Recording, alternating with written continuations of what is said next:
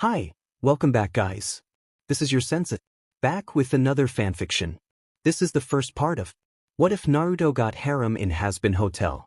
Now before starting, please give this video a like and subscribe to the channel if you want more videos like this. Now let's get into the fanfic. Who turned on the lights? Because it was bright in here. Too dim and bright for his liking. By half Naruto creaked an eye open as his world lurched back with a start. He immediately wished it hadn't, because the very fiber of his being ached in the worst of ways, as though his every cell had been dipped in acid and summarily set on fire for good measure. The pain was everywhere, everyone, everything. A gaping void inside him ready to swallow everything whole, should he let it. Breathing became an effort and his back bowed in pain as he curled in on himself, clutching his head against the ringing in his ears. Gritting his teeth against the existential agony currently consuming him, he flared his chakra and stamped it down into the dark corner of his mind. It fought him tooth and nail the entire way, but he managed to cage it nonetheless. From there, he finally managed to wrangle enough of his senses to take stock of his surroundings. He found himself sprawled out on his back in a strange room of some sort. An unadorned yet still bright lyre-splendent ceiling greeted his gaze. Trying to move soon proved to be an exercise in futility. He barely had the strength to turn his head, much less breathe. Where was he? The last thing he remembered was what, exactly? Well, that was a problem. He was too darn tired to move too. His strength was returning, albeit slowly. Racking his brain, he struggled to recall something, anything really, that might bring some small semblance of sense to this situation. Alright, calm down. You're fine. It's just really bright here wherever here is. Focus. The last thing I remember is Sasuke. He'd fought him, blown his arm off, and been run through for it. A flickering memory tugged at him. Collapsing on the ground beside him, bleeding out, darkness creeping into his vision. Numbness. Excuse me, a soft voice intruded upon his thoughts. Are you alright? You've been laying there a while. Is there anything I can do to help? Shock lent him strength he didn't know he had. He jolted upright and came face to face with a slim, freckle-faced young woman clad in a periwinkle white-eye purple dress. Wow, she looked like a princess in that getup. Despite her regal attire, she looked about as startled to see him as he was her. Her skin shone like silver snow, thoroughly complementing her long thigh-length hair and rather messy bangs. Her eyes were a lovely light blue, framed by dark lashes, but perhaps most noticeable of all were the 6 white wings sprouting from her back, 3 to each shoulder. Lastly, he noticed the telltale halo hovering just over her head. His mind fizzled out spectacularly. "Hi, I'm Emily." A bright smile tugged at her lips as she chirped happily. "Though you can call me Em." Even she flailed her hands when he didn't answer. "Whatever you want, I go by whatever." Naruto. He found himself giving his name, unbidden. "Naruto, then it's so nice to meet you." She took hold of his hands and babbled right on over him. "I can't remember the last time a soul appeared before one of us directly like this. You must have been exceptionally good while you were alive. Or powerful." Her head tilted a touch to the left as she placed a finger to her chin. "Maybe both." "When he was alive." He barely heard her over the ringing in his ears. Emily pressed her head to his ear, listening despite his panic. "You have a strange heartbeat. That's new. I've never met an angel quite like you, Angel." Focus. He had to regain control of this conversation. "Hello," he managed, marshalling his thoughts. "It's nice to meet you. Can you tell me where I am?" I don't know how I got here, but a small part of him was starting to understand. The girl's cherubic smile faded in the face of his query, but only for a moment. "I'm sorry." Releasing his hands, she stepped back and clasped both palms over her stomach. "I'm sure this comes as quite the shock. Usually you would have appeared before the pearly gates." But his thoughts began to unravel as she trailed off into a nervous giggle. "Pearly gates?" "Yup." Her head bobbed. "Here, I'll show you. Come with me." Emily offered him her hand like the pure soul she was, and numbed, he took it and allowed her to lead him out the room, out the door, then outside. If he'd thought the world bright before, it was downright blazing now, so much that he had to look away at first. But once his vision cleared, "Welcome to heaven." Emily swept out a hand before her. "You're new, so I'll spare you the song this time. Naruto blinked. He blinked strong. Sunny skies. Pearly gates. Wings on his back. Wait just a minute. He whirled and craned his neck over his shoulder, realizing what had been itching him for the better part of 5 minutes now, the part he was too distracted to notice, until she pointed it out. There was a weight there now, one that hadn't existed prior. He couldn't see them, not completely, not properly, but now he was very much aware of them. They were quite large actually. His shoulder muscles twitched in stress and unbidden, so too did his new appendages. And was it just his imagination, or did he have more than 2 wings? Oh, my sweet father, would you look at those, Emily squealed in sudden delight, confirming his concern. This is even better than I thought. You didn't just ascend here after dying. You were reborn. Yuri knew something about the way she said the word caused his right ear to twitch, but try as he might, he couldn't muster an angry response when faced with that innocent smile. You're incredible. Something sour stirred within him as he let go of her hand and turned away. Not feeling incredible, you should. She rounded on him and took him by the sleeve, tugging him back to her as she began to babble again. I've never seen someone reborn as a seraphim out of the blue. This we haven't had one in years. No wait, you have more wings than me, so what does that make you? Hold on a second, let me count. Quick as a sunbeam she darted behind him and began poking and prodding, counting and cooing. He let her. 1 2. This wasn't happening. 3 4 it couldn't be happening. 5 6 he couldn't be dead. 7 8 he just couldn't be. 9 and 10 she finished with a happy chirrup. That's amazing. Even Sarah doesn't have that many. She'll be delighted to meet you. Naruto scarcely heard her as his heart hammered in his He had 10 wings. The exact same number of the 10 tails. And he couldn't hear Kurama. Couldn't feel him. In his partner's place he felt a mighty presence that both was and was not him, powerful, yet foreign all the same. Even a blonde man could have made the connection. Here look. Emily conjured a mirror. Where had she gotten that? Between her palms and held it out for him. See for yourself. He accepted the looking glass with trembling fingers and nearly spat a curse at what he found there. It was his face all right, but he was changed. He still retained his whiskers and piercing blue eyes, but his once blonde hair had gone quite white and the dusky pallor of his skin was eerily akin to hers. Which meant he started hyperventilating, breath coming in short gasps. No, the world heaven slipped through his fingers. His vision swam and he fainted. Dark eyes opened. His skull absolutely ached. Where in the hell am I? A smiling shadow fell over his form. An apt choice of words. My good fellow. Reality reasserted itself in a rush. Naruto heard voices as he came to, fragments of conversation in the dark. Some didn't sound best pleased. He heard a strange slurping sound. I'm just saying, what kinda angel faints? F pages. Someone coughed. I concur, sir. No angel worth their salt would collapse like that. So what are we waiting for? Let's kick him out and what? Give him to Lucifer? I think not. I ain't saying that. Cease. That's quite enough, Adam. Phythian, I'm sorry. Not like he can even hear me. I can actually. Through blurry vision, he beheld an eclectic band of what he could only assume were angels crowded around him. Well, look who's awake. Rise and shine, sleepyhead first and foremost. He glimpsed a rather eccentric-looking individual clad in absurdly long white robes, the latter festooned with strange blue marks, an odd A on his E, and outrageous golden sleeves. His wings were a noticeable shade of gold, and was that a horned mask he was wearing? He hoped so, because if it wasn't, that was the strangest angel he'd seen. And he'd seen a few strange things. The grin he wore, more a sneer, really didn't exactly endear him to his cause. Either by contrast, the young woman standing beside the colorful one looked even less kind. Not only did she favor colors of gray and silver, but her wings were an odd white-black near the edges, further contrasting her already somewhat pallid complexion, piercing golden eyes and pale hair. A black halo sat atop her head with a spoke run through it, tilting a little now as she inclined her head to regard him. He didn't like the look in her eyes. It wasn't cold. He could deal with cold. No, her gaze was zealous, fanatical, callous. Look at him quivering, sir. Her lips pursed in a scowl as she planted a fist on her hip. He's clearly an aberration. Perhaps it would be best if we purged him. And just like that, he had an instant dislike for this woman. She'd said something about purging just now. Purging someone.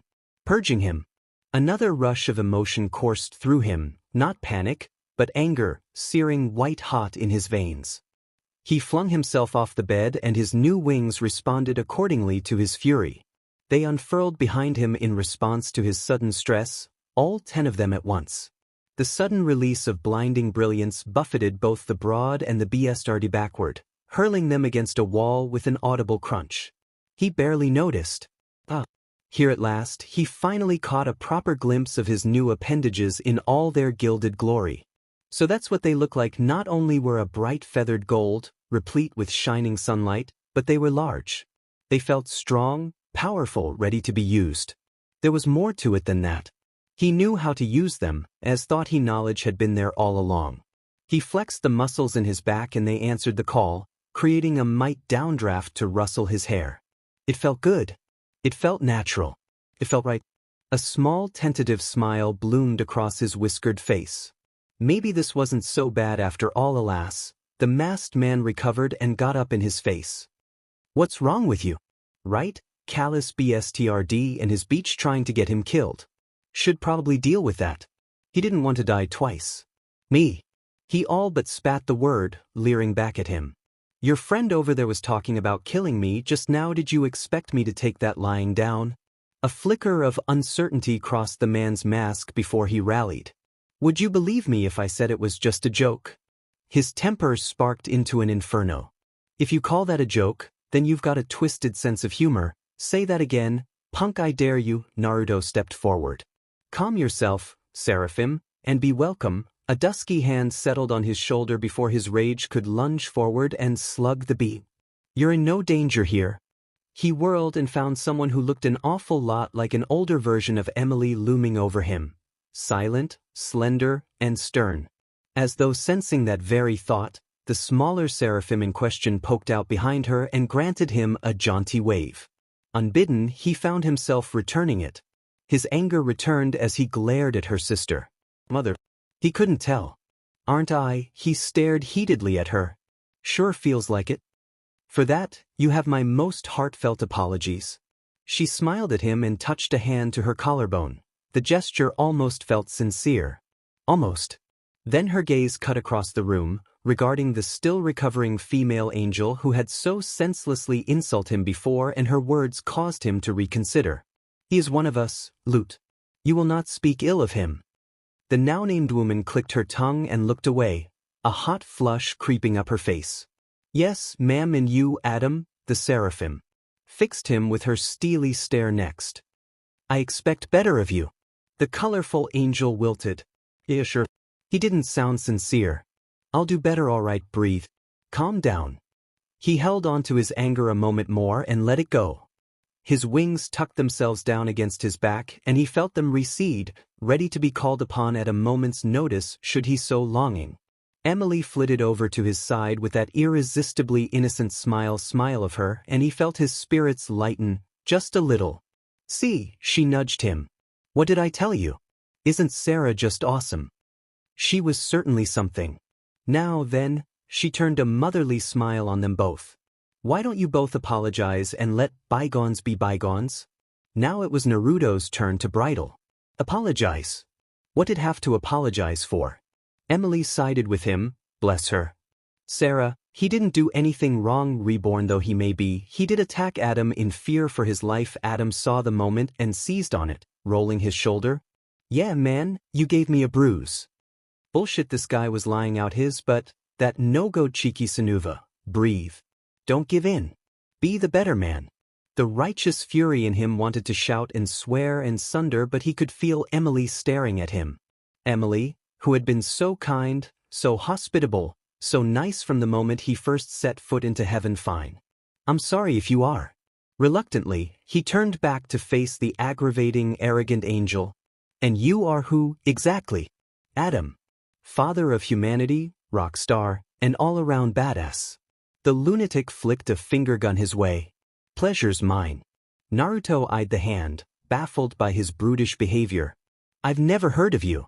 The masked man absolutely twitched. Really?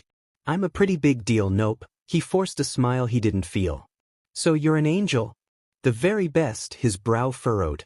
That didn't make any sense. Weren't angels supposed to be good? Emily undoubtedly was, and Sarah seemed the same, but Lute and especially this guy, there was something wrong with them. He could still sense emotions, negative or otherwise, and what he sensed right now smelled like a rotten pile of sludge curdled with expire milk and spiced with balsamic. Why does your soul stink? Sarah slapped a palm to her forehead. Oh dear. Adam's smug smile died an ugly death, drenched itself in gasoline, and set itself on fire. Excuse me. You heard me. Something was awake deep inside of him now, and it would be held back no longer. Eureka! How are you up here? A host of complicated emotions flashed across the angel's mask, there and gone in an instant, until only anger remained. You want to go, newbie? Sorry, I'm not into jerks. The words escaped him before he could think to hold them back. But I'll kick your butt to kingdom come and back again if that's what you want. Lute buelled forward with fury. How dare. You quiet. He chopped her over the head, casually causing her to bite her tongue. I'm in no mood for another fangirl. I got enough of those dealing with Sasuke. Adam puffed up. You dissin' my posse. Well, they clearly lack taste. That's it. Out came Adam's wings, his face twisting in fury as he jabbed a finger up under his chin. I don't give a rat's but who you are or how many wings you have. I'm top dog around here and you better cut that sitch tea out real quick because by the sage did this guy ever shut up. The itchy feeling returned tenfold, honesty incarnate, all filters removed, an open wound aching to lash out. It might have been the loss of Kurama, the realization that he was dead, or any other number of factors that drove him to do what he did next. Either way, the result was the same. All I hear is a yappy little chihuahua barking for attention. Lute's jaw clicked open. Emily gasped. Sarah balked. Adam he sensed danger and twisted his head aside just as the first man moved a hand forward. Not a moment later, a searing beam of light perforated the space his skull had occupied a second before. It drilled into the wall and left a smoking crater behind. Naruto flicked a glance toward it and shrugged. You missed? I ain't gonna miss again, you snarky little silver-tongued piece of us. Enough, Sarah pushed her way between them, wings flared. Boys please, there's no need for this. We're all angels here. She cast a meaningful glance his way, a plea for contrition. I'm sure our new friend didn't mean what he said. Naruto pursed his lips. No, I definitely did. How in the hell is that an angel? He's the literal opposite of 1-inch. Adam sprang to his feet, teeth bared. Oh, that does it. Whiskers it is on like Donkey Kong. Naruto blinked. Donkey who now? Dude, I'm ancient and even I know that reference. You been living under a rock or something. Another dig at him being dead. He had spirit if nothing else. He would have liked this guy if he wasn't such an asshole. In that moment he knew they would never get along, not until the death of the universe. There was too much bad BLD between them now, too much for even him to consider giving him a second chance. Short of a miracle. It just wasn't happening. Funny you should mention rocks, he cracked his knuckles, because I'm about to put you under one. Adam's forehead slammed against his with vigor. Not if I get you first. Emily tried to interpose herself between them, bless her. Wait, quiet, pipsqueak, Adam brushed her aside. So how we doing this? Naruto set his jaw and planted his feet. Loser has to do anything the winner says. Adam's grin told him he'd blundered. Works for me. If I win, you're cleaning the toilets for the next 3 months. Was that it? Doesn't sound so bad with your tongue. His right eye twitched. You're just a special class of butt, aren't ya? And if I win? Adam sputtered. You won't, pal? He pressed him. But if I do? Dude, you're a newborn angel. Doesn't matter how many wings you go, you're probably weak as SH teach was he. He didn't feel weak right now. If anything he felt powerful, stronger than he'd ever been. Then why are you so afraid to fight me? I ain't, Sarah heaved a sigh that shook her slim shoulders. Humor him, Adam. The sooner we get this nonsense over with, the better. Yeah, sure, whatever. Fine, the so-called angel rounded on him, teeth bared. If I lose then, you want me to peg you or something? Naruto absolutely gagged as his face blazed red. For a moment he could have sworn every other anger in the room did the same. Not a chance, he slammed his arms together in the distinctive shape of an X at him. Not in a million years. What, then? Adam clicked his tongue and smirked. Too afraid to think of something? He racked his brain for ideas. One came to him. When you lose if I lose, and that's a big if, you have to be nice. Adam gagged. That, and you give me charge of these subordinates of yours. He jerked a thumb back at Lute, who squawked indignantly. They're clearly in need of a proper leader. Not some overgrown brat like you. Adam looked like he'd asked him to cut off his arm.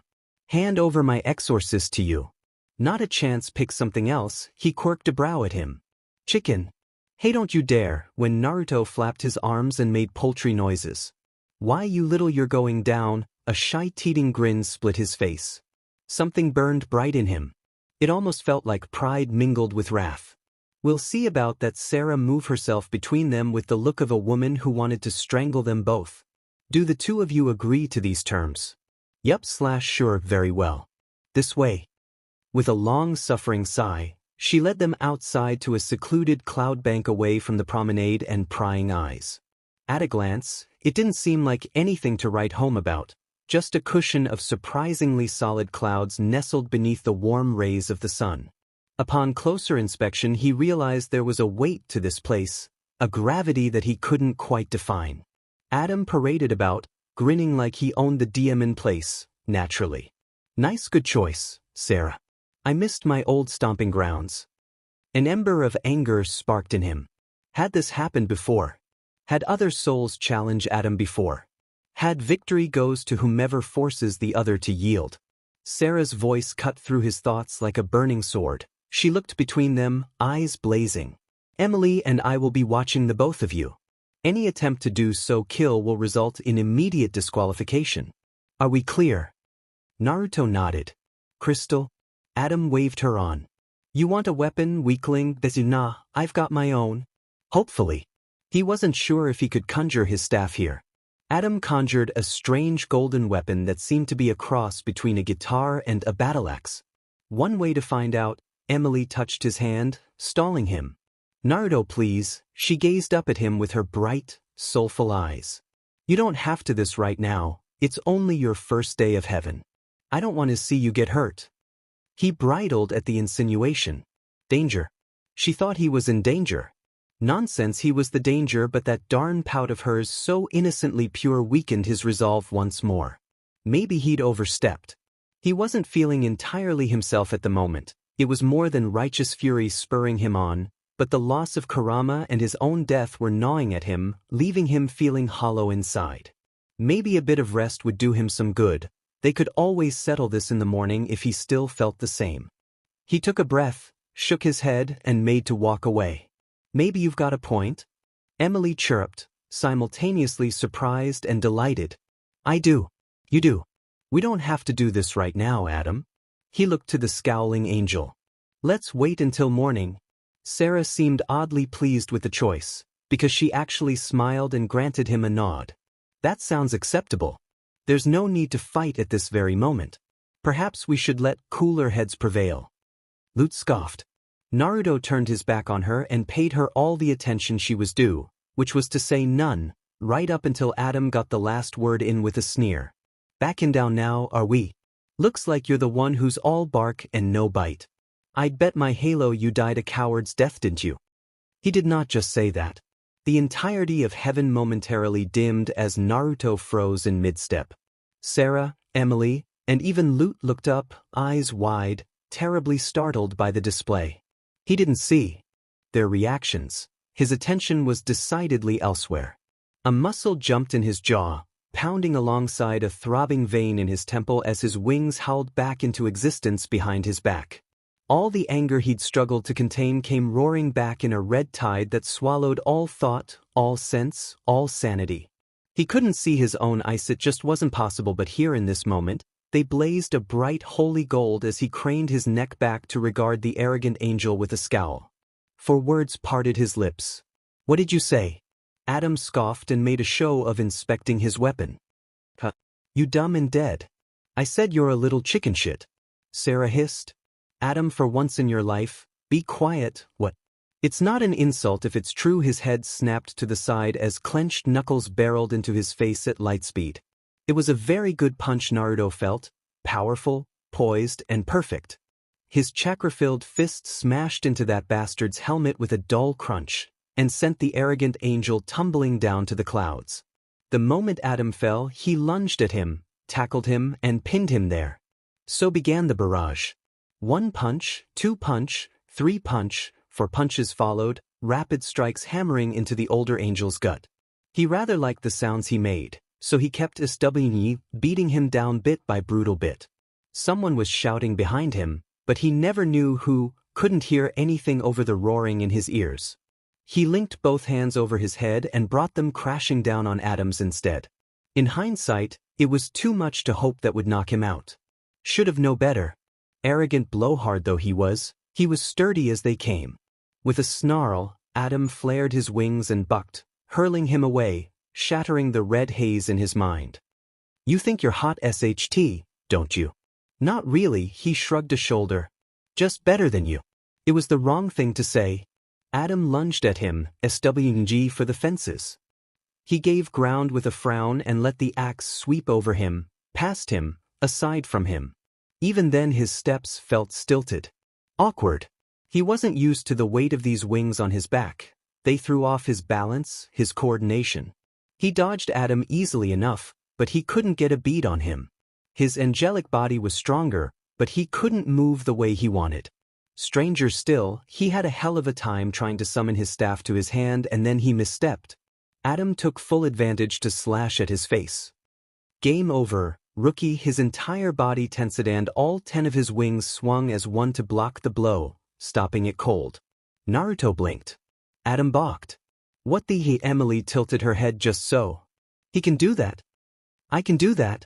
Naruto echoed her sentiment in full-throated disbelief. Adam hauled back and swung, only to find himself forestalled once more by the heavenly raiment.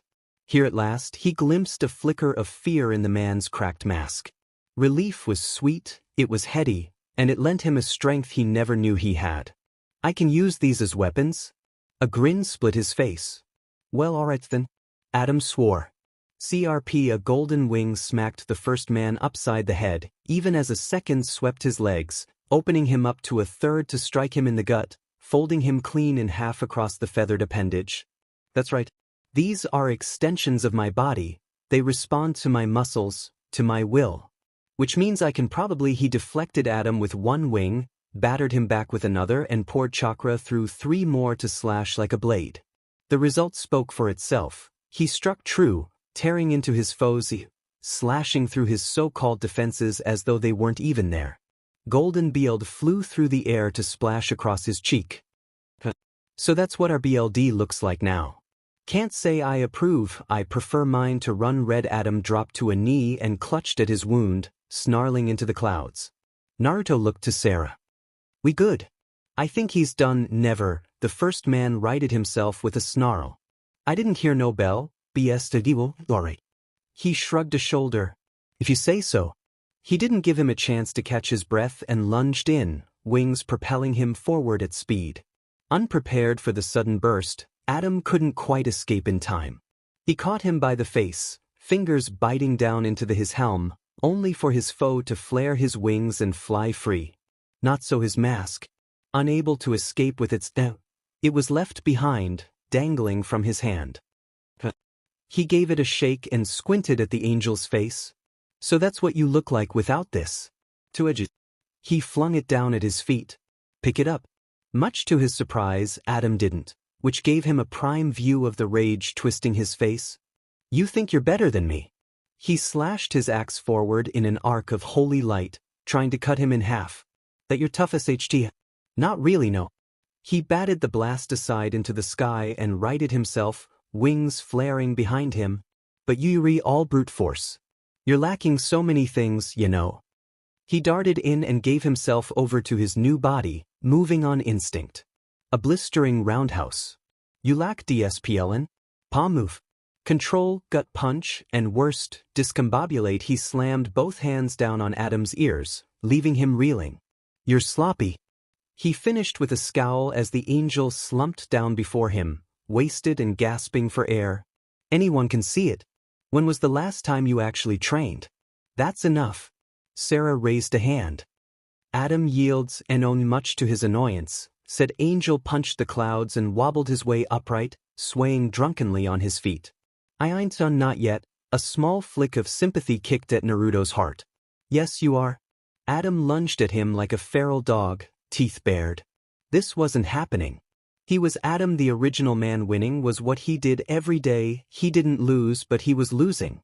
Here and now, he found himself being beaten, battered, butchered within an inch of his life. Naruto caught his weapon in his left hand and crushed it in his fist. Not so the punch that followed.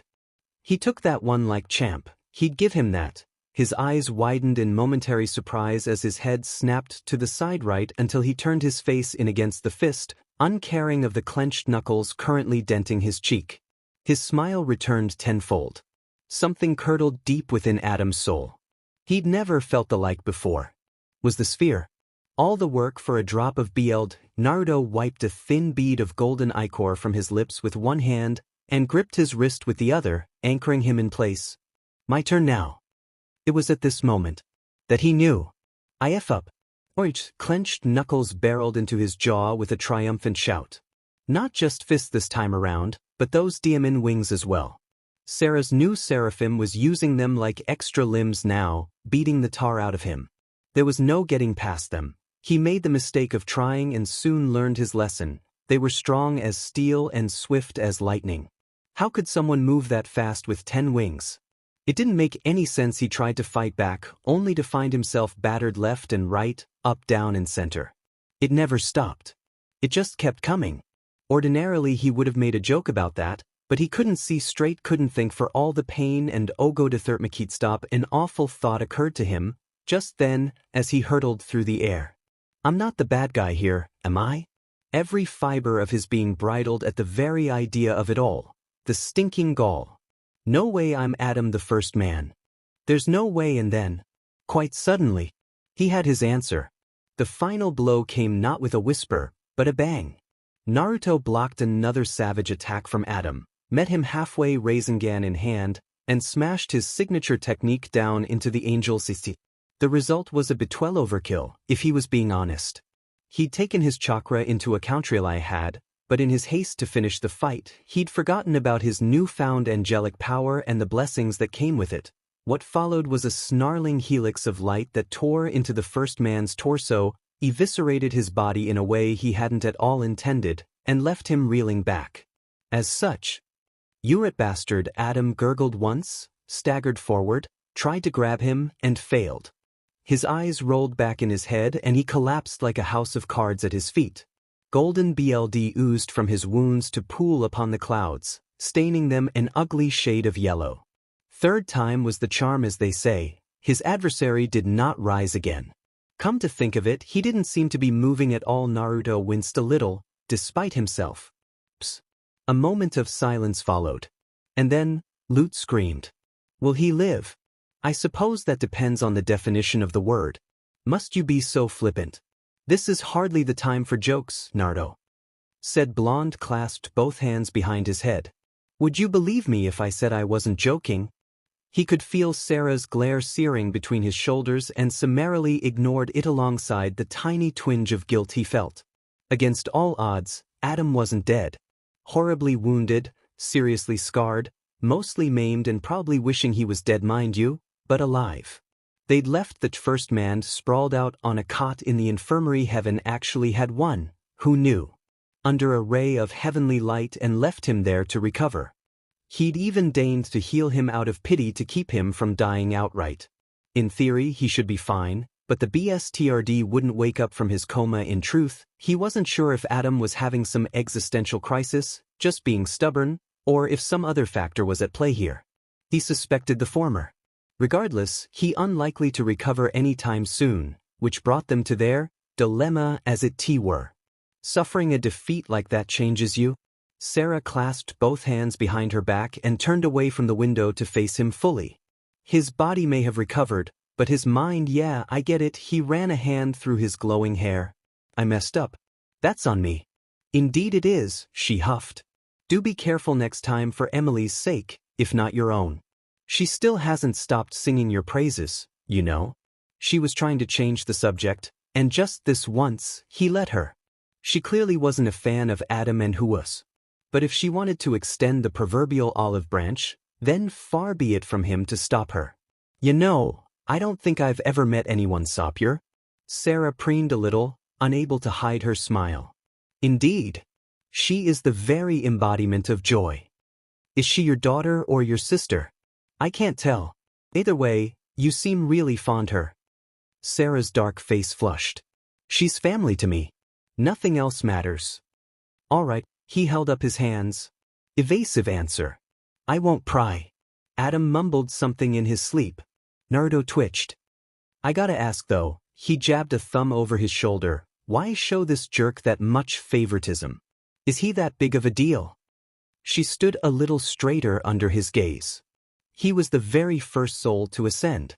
It was as the will of heaven. Don't give me that holier-than-thou CRP. How did someone like him even get up here? You must know. Silence reigned supreme. You're kidding me, he balked at her, made incredulous by her muteness.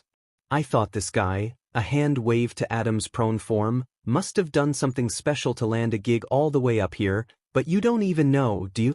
I do not.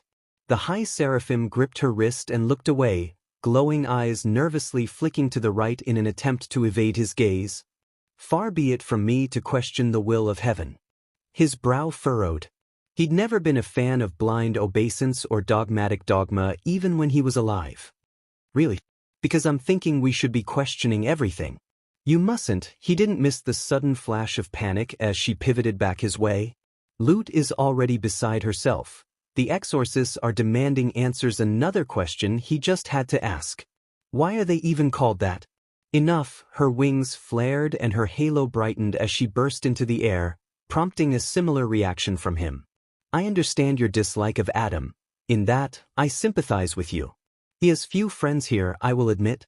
But you cannot simply question everything here without consequence, any more than you can strike someone down for opposing you.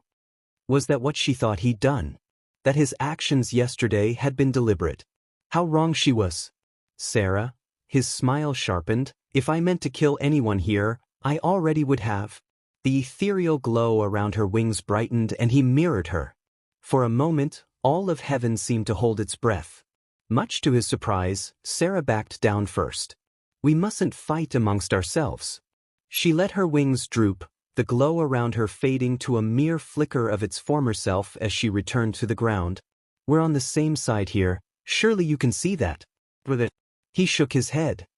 All I'm seeing here is a whole lot of confusion. Lucky for you, I'm one of the good guys, his piece said. He turned, flung open the door and left her to her musings. She had to know. She wanted to know. She absolutely needed to know what in the All-Father's name was he. The question nagged at Sarah for the rest of the day. It burned in her thoughts, churned at her conflicted soul, tore at her routine until it was all she could think of. It dominated her every waking moment. Paperwork was pointless, food and drink tasted like ash in her mouth, and her concentration, there could be no denying it. She just couldn't focus. Not like this. In all fairness, she would be the first to admit that this new seraphim, assuming he truly was one, had surpassed her initial expectations. It was a rare thing indeed for an mortal soul to become an angel, rarer still for one to ascend to seraphim, but to be reborn in heaven as one. That was nigh unheard of. Yet here he was. In less than a day he'd already upset the natural order. Not even he had accomplished such. Mumbling under her breath, she took her thumb between her teeth and bit it softly, an old habit she'd had since she was but a fledgling, one she didn't dare show in public. What to do with him, what to do? Emily was quite fond of him, and admittedly so was she in a sense, but the questions, not even a week in heaven, and already he was beginning to poke and prod at the delicate piece here, to realize nothing was as it seemed.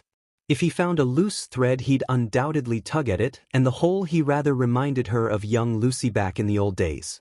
Full of life and light and love, but more than willing to throw down when pressed. She'd seen his power firsthand, A soul so powerful it made heaven itself dim momentarily, and that it frightened her. From that fear anxiety was born, and with it, kindling an old ember of worry she'd not experienced in eons. He might be beyond her. Dare she say an archangel?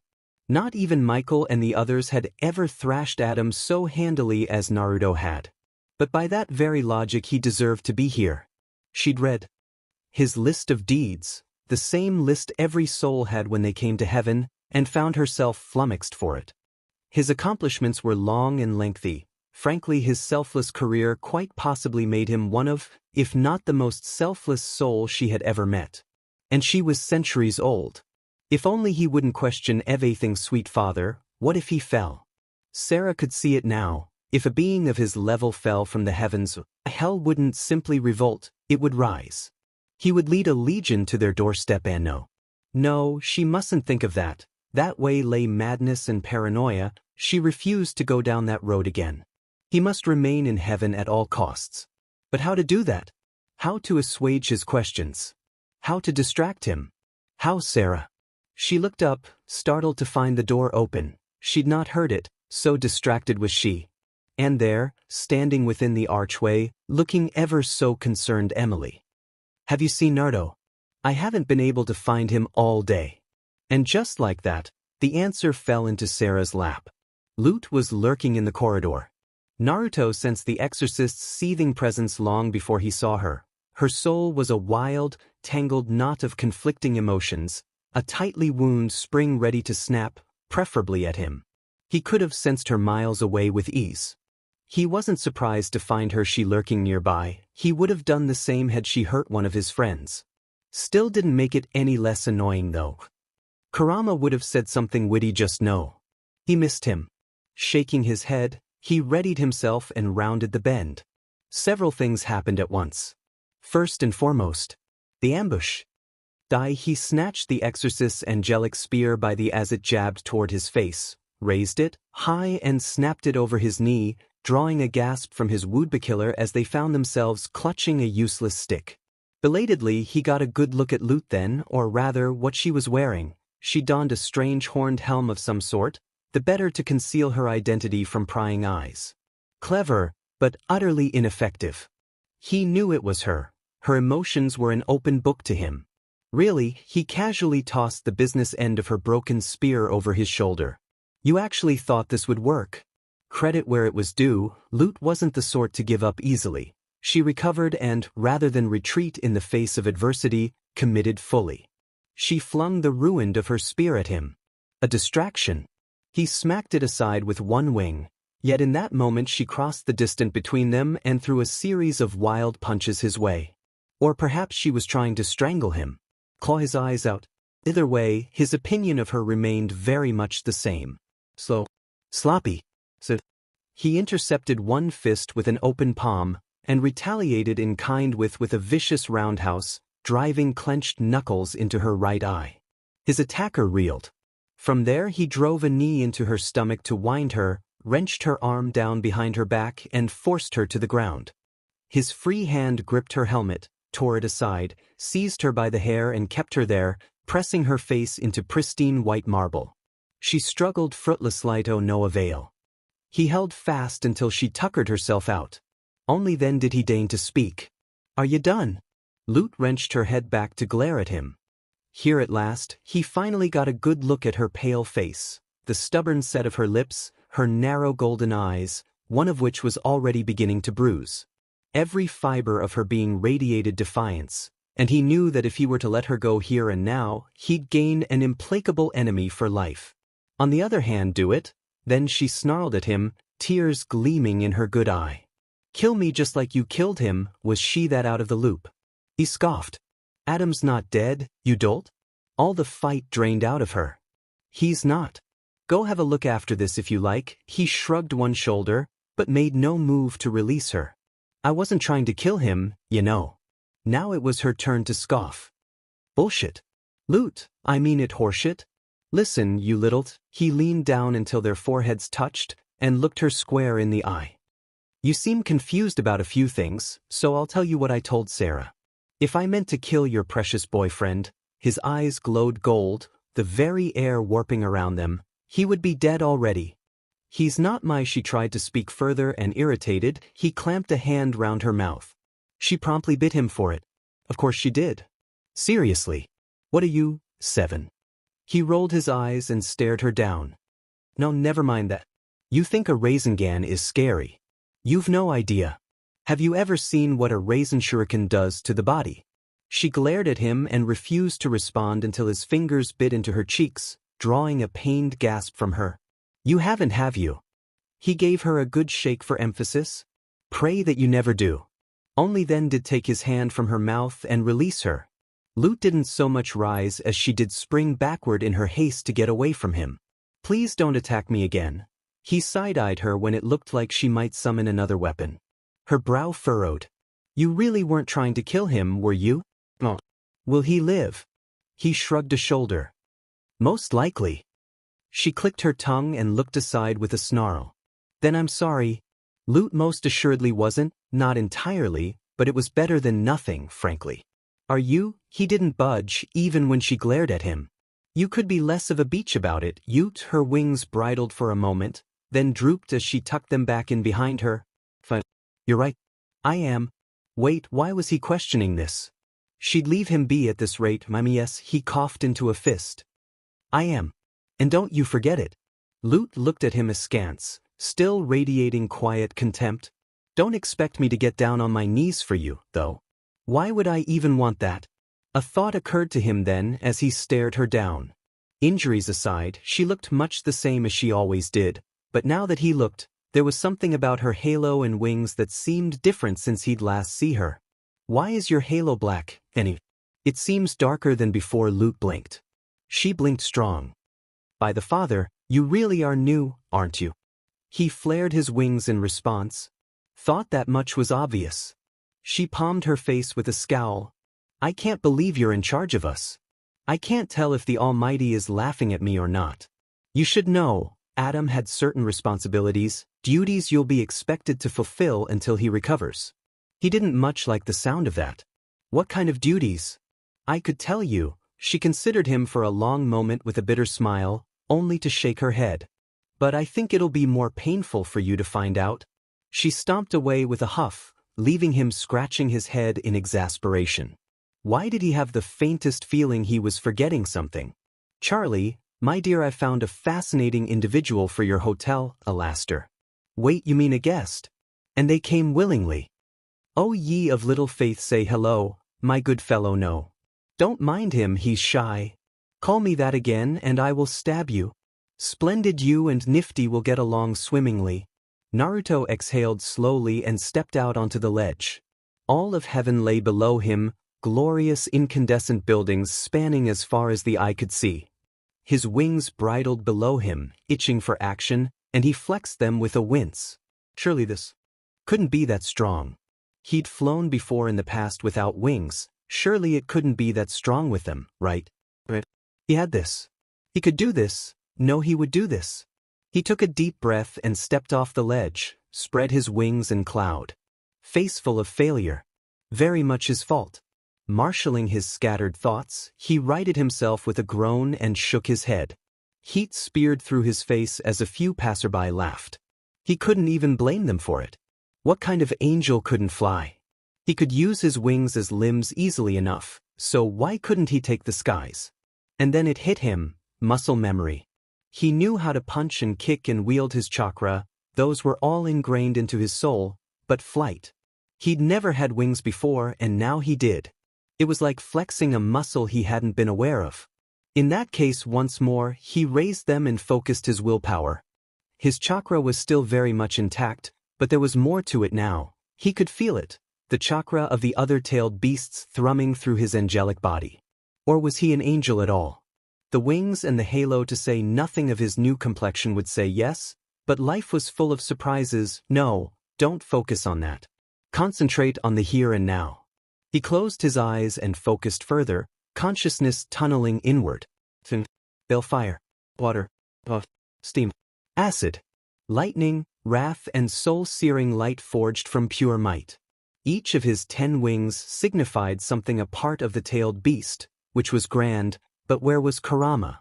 Make no mistake, he didn't want to believe he was gone, more than anything, but all the facts pointed toward his demise. He couldn't be dead. He just couldn't. If there was an afterlife, then he was surely somewhere. Sasuke too, probably knowing his luck. He let his newfound appendages droop, trailing low to the clouds. Dropped down to his haunches now, took up a runner's crouch and focused anew. New techniques. He'd need time to get a hold of them, let alone them. But in the interim, if he understood that, then maybe he could finally fly. Naruto leaped up into the air, spread all 10 of his wings, and his face met the clouds with a resounding thud. Again, Emily watched Naruto from afar. At this distance, heaven's newest seraphim looked harmless, just another angel among the clouds. His attack tore through Adam's defenses, sending him sprawling to the ground in a bloody heap. She shook her head, banishing the frightful thought from her mind. He was good, she knew. She could sense the kindness in him, the selflessness that had first brought him to the pearly gates. Even now in his frustrations with flight, he didn't last out at anyone and twathidoing. She watched, awestruck, as his 10 wings burst back into life with a frustrated Sean, sending a shower of colorful lights chakra racing into the sky. They exploded there one after the other like dazzling fireworks, each of them drawing startled cries from those looking on from afar. It was glorious. Just the sight of it made her want to sing. Emily chirped happily, unable to keep herself from clapping as the light show faded into showering sparks. Pretty Naruto lowered his hands, face burning bright red. How long have you been standing there? She stepped out of hiding with a sheepish smile. Just a little while. Her smile said otherwise. Naruto knew it at a glance. She'd been watching him for some time now. Heat crept up the back of his neck all over again. It made a man feel proper embarrassed, you know. Don't worry, it's a problem we all have at first. Even Sarah wasn't born with the knowledge of flight. She settled in beside him with a happy chirp. She had to learn from the seraphim before her, just as she learned from the seraphim before her. Adam certainly didn't come into heaven knowing half of what he does now. That, at least, made him feel better. You won't try to kill like that again, will you? Her question was born not from anger or concern, but simple innocence. It hurt. He winced. I didn't mean to hurt him that badly. She blinked up at him, pure as the driven snow. You overestimated him. More like I underestimated myself. I see. Also, that was a very pretty light show earlier. He sputtered and flushed, smiling at her simple praise. Thanks. But if you'd like flying lessons, her hands closed around his, shy and tentative. I can teach you how to fly if you like. His face softened a little. He just couldn't help it when faced with someone so eager. I'd like that. Very much. Emily chirped happily. Thank you, thank you, thank you. I promise I won't let you down. A look of pure and utter joy flashed across the smaller seraphim's face as she squealed happily and hopped in place. He couldn't quite explain what came over him in that moment. They were still holding hands. Perhaps that was it, because for a singular blinding second, her joy was his joy. More than that, they were connected. It was too much. Far too much. Couldn't resist. Emily used smile, its super effective critical hit. Naruto fainted. Was he dreaming? Because this felt like a dream. There was just one problem with said dream. Adam couldn't wake up. Oh, he wanted to, make no mistake, but he couldn't. Instead he found himself floating on his back staring up at an empty white void. Couldn't do much more beyond that. Couldn't blink, couldn't move, couldn't even flex his wings. He could only stare and breathe. Angels usually didn't need to do the last one in heaven, but for some reason it felt like he had to. A jolt of pain racked his soul out of the blue, drawing a yelp from him. And with it came an all too familiar voice, echoing high above. Repent? Was that? To us? Oh ho ho ho ho sht on a stick. He knew that voice. Adam tried to smile. Instead grimace wrought his face. Hey big guy. Long time no see, how's the vacation? A fresh paroxysm of agony shook his soul from head to toe, rendering the last word a reedy cry. Repent? Gots, he tried to look away, but it was no use, his soul wouldn't stop convulsing. What the he was that for? Repent? For what? You know well the reason. Adam had an inkling, and it pissed him off. What? You want me to say sorry to that whiskered bee? Just thinking of it pissed him off. Hell, no, I didn't do anything wrong. That misguided belief is why you have fallen so far. Now repent. Dozens of fire ants burned through his veins. Not a chance, repent. He gnashed his teeth, riding out another spasm. Stop, just stop, all right? Just like that, his tormentor paused. You gave your word, did you not? I didn't think that blonde BSRD would actually win, okay? So you had no intention of honoring your promise. He winced. Well, when you put it like that. Such is why you must repent, Adam. The pain ceased, leaving the first man wasted and gasping for air. Why are you doing this? Because, my boy, you have become a bully since last we spoke. Bullies need to know they can be punished too. Now repent. An almighty shadow fell over him, their face burning so bright that Adam couldn't bring himself to look them in the eye. His own bulged anyway as a glowing hand settled atop his forehead. Almost immediately, he felt an all-too-familiar pressure squeeze against his temples, like an iron vice clamping down against his skull. The agony that followed was unlikely any other. It broke through his defenses as though they weren't even there. Pain didn't even begin to describe what followed. Now, just hold on the second, can't we talk wayward? His pained shrieks of torment echoed into the void. A single word overtook them. Just the one. Repent. 1 month passed. For weeks. 28 days. Naruto meticulously kept track of each one, if only because it helped him stay sane, among other things. Flight was a novel thing with wings, but as with all things, he resolved to ignore it. And he had, given time. Emily had been an absolute godsend in that regard. Adam's so-called exorcist not so much. Even now, a month after the fact, Lute and most of the other girls still bridled at the notion of working under him, even more so as it became abundantly clear that Adam wouldn't wake up. They were keeping something from him, he just knew it, but whatever it was, they'd evidently been sworn to silence. That, or Lute was just being a colossal beach about it. Probably the latter. Settling into the afterlife when you were, well, dead, was easier than it sounded. At times he almost found himself forgetting he'd died at all, only to catch sight of himself in the mirror or a nearby building, and then he'd be right back at square one again. He still found himself balking sometimes at it. Everyone thinks they're immortal. Until they aren't. Speaking of immortal and mortal beings, he could sense the former glaring his way now. That'll be all for today, ladies, he dismissed them with an absent wave. No more drills. Get some rest. A few nodded. 1 or 2 even bowed. The rest scoffed or flipped him the bird as they left.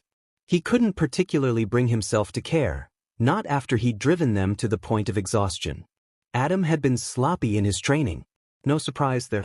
The man was a pig and he'd drilled some awful habits and mannerisms into these girls, much of which he found himself forced to undo. If that meant breaking down these so-called exorcists and rebuilding them from the bottom up, then so be it. Turning his back on them, he considered the clouds and the sun above. Heaven had so many things he didn't understand. The Lute and her exorcists were but one small facet of the greater who. Sure, this place was nice, the buildings looked great and all, but it just felt so beyond him at times. Some of these souls even had things called cell phones. What the heck was a cell phones? So confusing, how was a man to make sense of it all? Irritated by his thoughts, he flared his wings and burst into the sky. Flying was still difficult, if he was entirely honest with himself, but at least he needn't fear crashing anymore. It's just a matter of instinct. Emily's innocent giggle filled his mind with a memory. Don't worry, you'll figure it out sooner or later. His face burned. He soared higher to free himself from such thoughts. But the higher he went, the more those human cares fell away. He liked this place. Up here it was calm, peaceful. Downright soothing, really. Maybe it wasn't so bad being dead after all. Like hell it wasn't. Naruto recoiled from that foreign thought and snapped his wings out, cutting his ascent short. He shook his head violently, vaguely aware of a distant ringing in his ears. Where had that come from? Was this place messing with his mind? Had to be. The higher he went, the worse it became, so much so that he found himself turning away from the upper levels of heaven and gliding back the way he'd come. He needed to get some air, proper air. Real air, not whatever this was. Descending, he plunked down upon one of the lower clouds. And with it he felt his emotions return. This close to the pearly gates, that surreal calm seemed nothing more than a distant memory or a bad dream. Except it wasn't now, was it? He knew what he'd experienced. He'd sensed something up there, something strong, something powerful enough to affect even his emotions. What in blazes was hiding all the way up there, and why did the thought make him shiver? Kurama would know the answer. He always knew these things. His absence pained him. Sprawling out amidst the clouds, he sighed, draping an arm over his eyes. It wasn't long before a shadow fell over him. Did you crash again? Naruto moved his arm and creaked an eye open. Sneaky little angel. He hadn't heard her coming.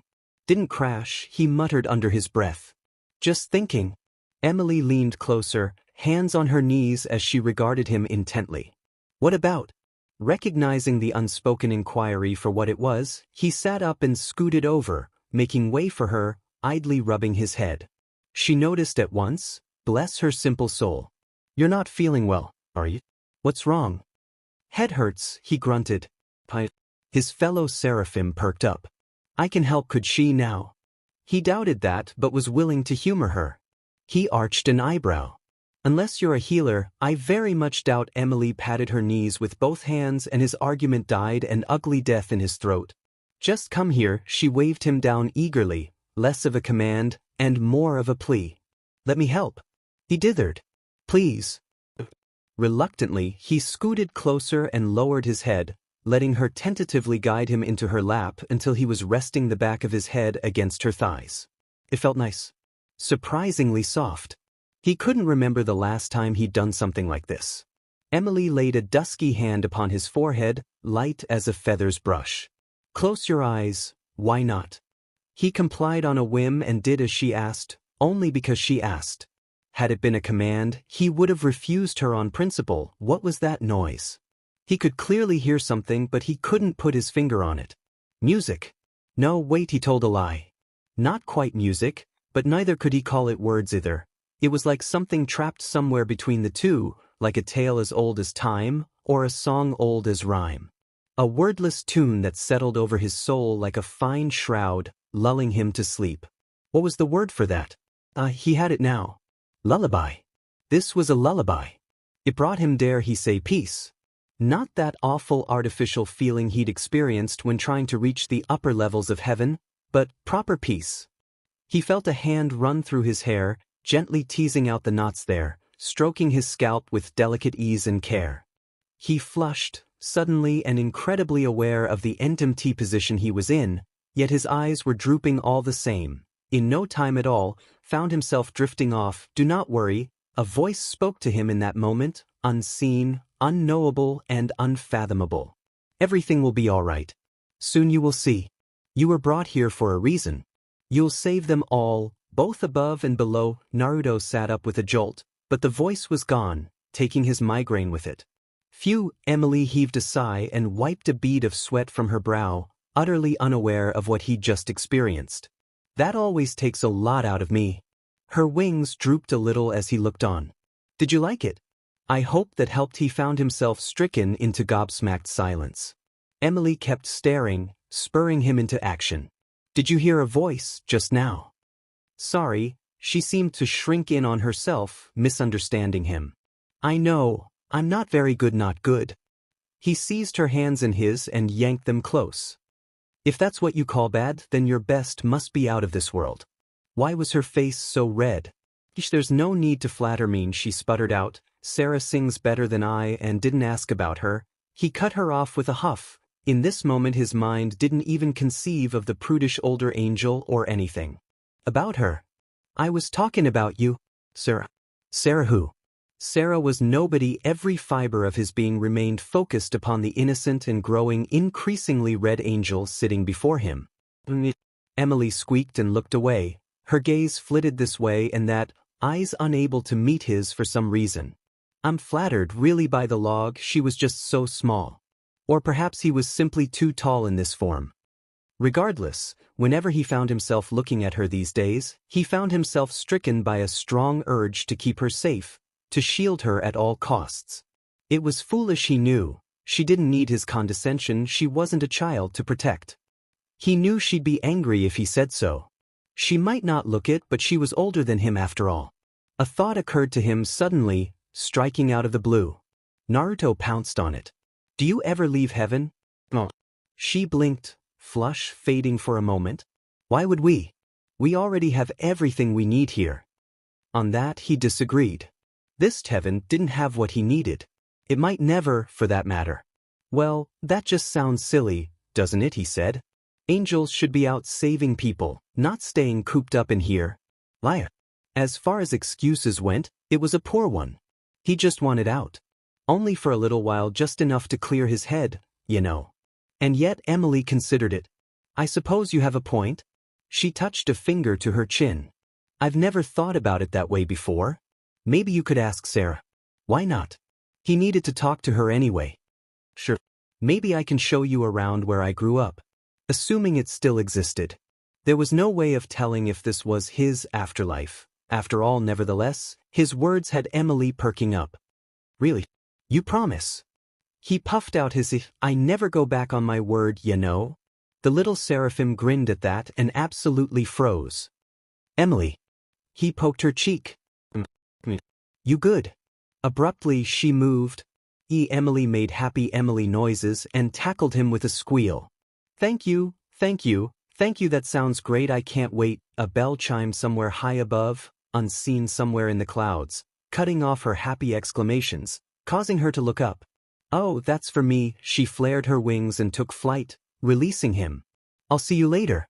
Let me know how the talk with Sarah goes. He couldn't help but wave her way. She was just too pure for her own good. I will. See you around.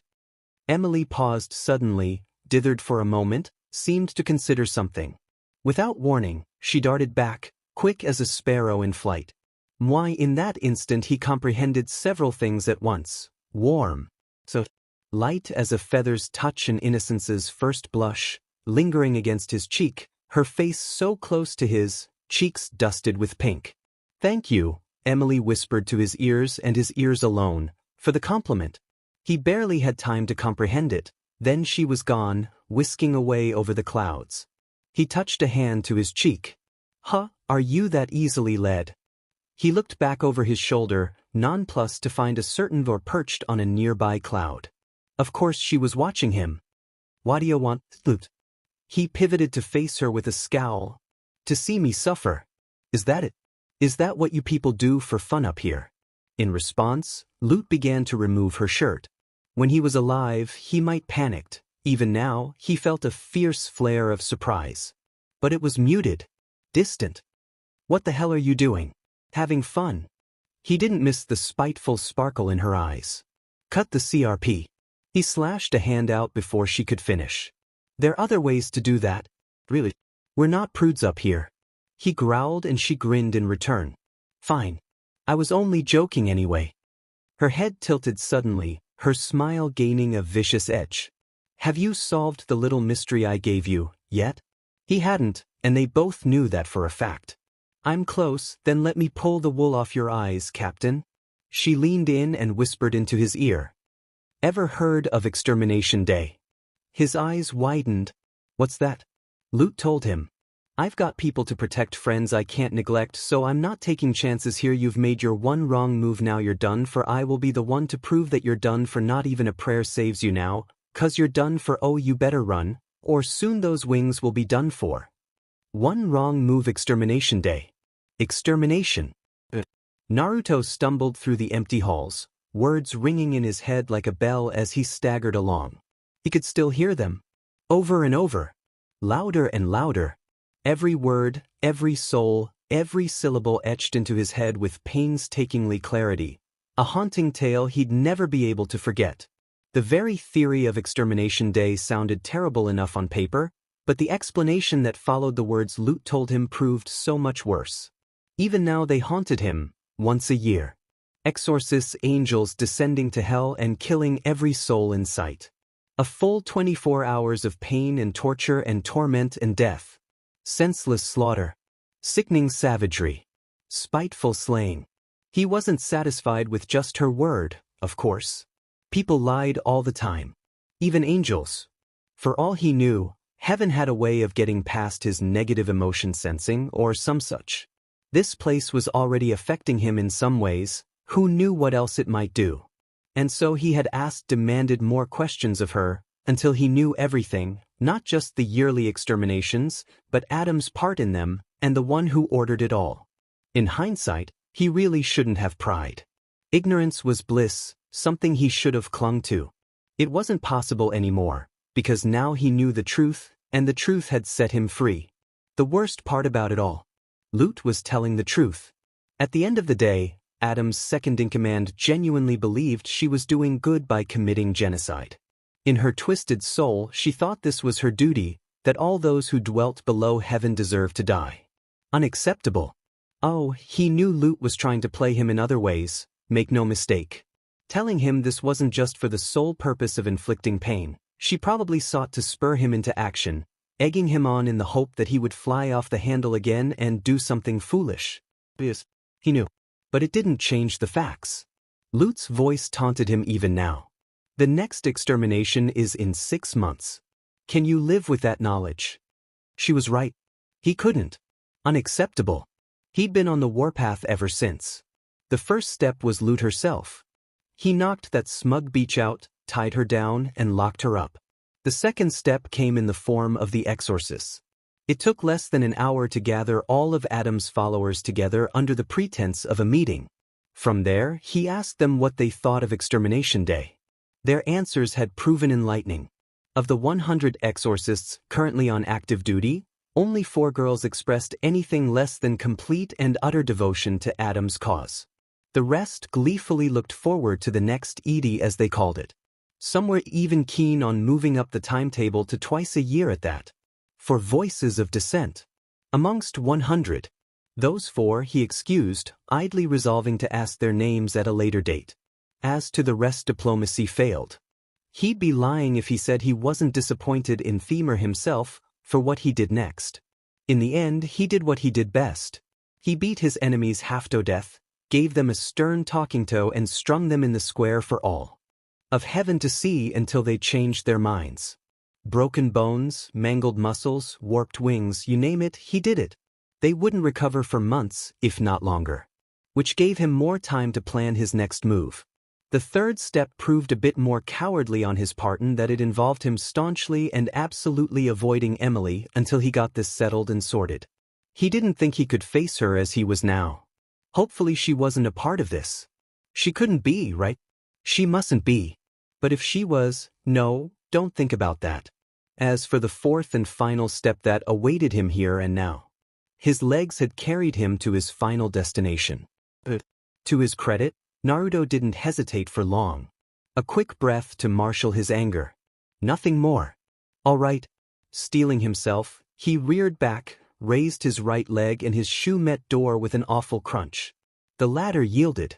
Loudly. Sarah, the head seraphim, jolted to her feet from behind her desk with a stricken look on her face, gasping as the door to her office crashed open, all but tearing free from its hinges. He knew how he must appear to her, face carved from stone, all traces of light and levity gone, concealed behind a stern mask of anger. Gone was his once sunny smile. In its place stood a stern scowl bordering on an outright sneer. His once blue eyes burned a molten shade of gold, warping the very air around him.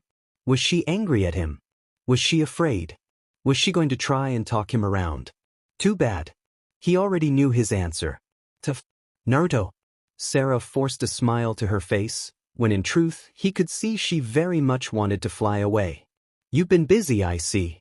To what do I owe the pleasure of your company? Funny you should mention that. He stalked forward and planted a hand on her desk. I have been busy. Because little birdie just told me about a fascinating holiday we have up here. Her shoulders drooped a little. And what holiday is that? Extermination Day. Sarah's smile died an ugly death as her wings slammed down behind her. Not good. As he looked on, she drew herself upright, looming large over him, silvery eyes blazing into his gold. Naruto lifted his chin and bristled in return, ready to defend himself should she attack. Would it come to a fight? He wasn't certain. Could he win? Maybe. Sarah was clearly a cut above Adam, but then again he didn't rightly know how powerful he'd become himself since his death. His body felt so powerful right now, but she could easily be his match for all he knew. In any case, he wouldn't be the one to throw the first punch. Not here. Was that Lute's plan? Pisses him off, make him kickstart a fight with Sarah, then get him kicked out of heaven. Clever girl. Something ugly curdled in his tea. It almost felt like respect. Were he alive, he might have fallen for it. Sarah sighed suddenly, drawing his attention back to her. You are, quite possibly, the most exasperating angel I've ever met. Thanks. It wasn't a compliment. She sank back into her seat with a huff. Please, won't you sit? He crossed both arms before his wings twitching at his back. I'll stand if it's all the same to you. Very well. Who told you of this? No, don't answer. She waved him down before he could get a word in edgewise. Of course she did. That girl seems determined to make you fall. His brow furrowed in momentary confusion. Sarah looked away, unable to meet his gaze. It is the fate of an angel who does disreputable things. No. He wasn't letting her wriggle out of this. You mean like Adam? Oh wait, he snapped his fingers. He hasn't fallen, has he? So why would I for asking about Extermination Day? Sarah pinched the bridge of nose, closed her eyes and heaved a long-suffering sigh. Why must you be this way? Questioning everything, upsetting the natural order of things. It's not like me to leave things be if something's wrong. It's human nature. You're not human. She sprang to her feet, tiara glowing, wings flaring as she shouted at him, distress bleeding through her facade at long last. Neither of us are we command legions, possess powers that would make mortals quake, and with great power comes great responsibility. We must be better than those who have come before us. Silence stretched between them, fit to strange them both. Naruto stood his ground. Answer my questions and we can be. Did you sanction this? He didn't hate Sarah, but he wasn't exactly her biggest fong right now either. Her response here hinged on how he would treat her in the future. And so he waited until she looked away. Something cracked deep in his issy at that. It felt like his soul. You did, didn't you? All those people. Sarah glanced at him out the corner of her eye. Hell was in open revolt. We had have no choice. Flimsy argument remained flimsy. Last I checked, there wasn't an army at our gates, so someone's lying. He tilted his head and made a shushing noise when she tried to interrupt. Tell me, who exactly told you hell was up in arms in the first place? Sarah tried but subsequently failed to hid her wince. Adam, right? He thumbed his chin. And I'm guessing he was all for this extermination of yours? Sarah bit her lip. Did you ever go down there yourself to confirm his words? The silence was her answer. You allow Extermination Day to happen and you've never been down there in person? His hands clenched into fists at his sides. I'm sorry, you want to run that SHT by me again. Otherwise all of heaven dimmed around him anew, more than ever before. A guy might get the wrong idea, you know. Fury bubbled up in him, not a wrenching rage as one might expect, but something altogether colder. Oh, he was still angry, downright livid, but it was a fa cry from the seething tempest Adam had unwittingly ignited in his idiocy. This was different. Cold. Arctic. Glacial.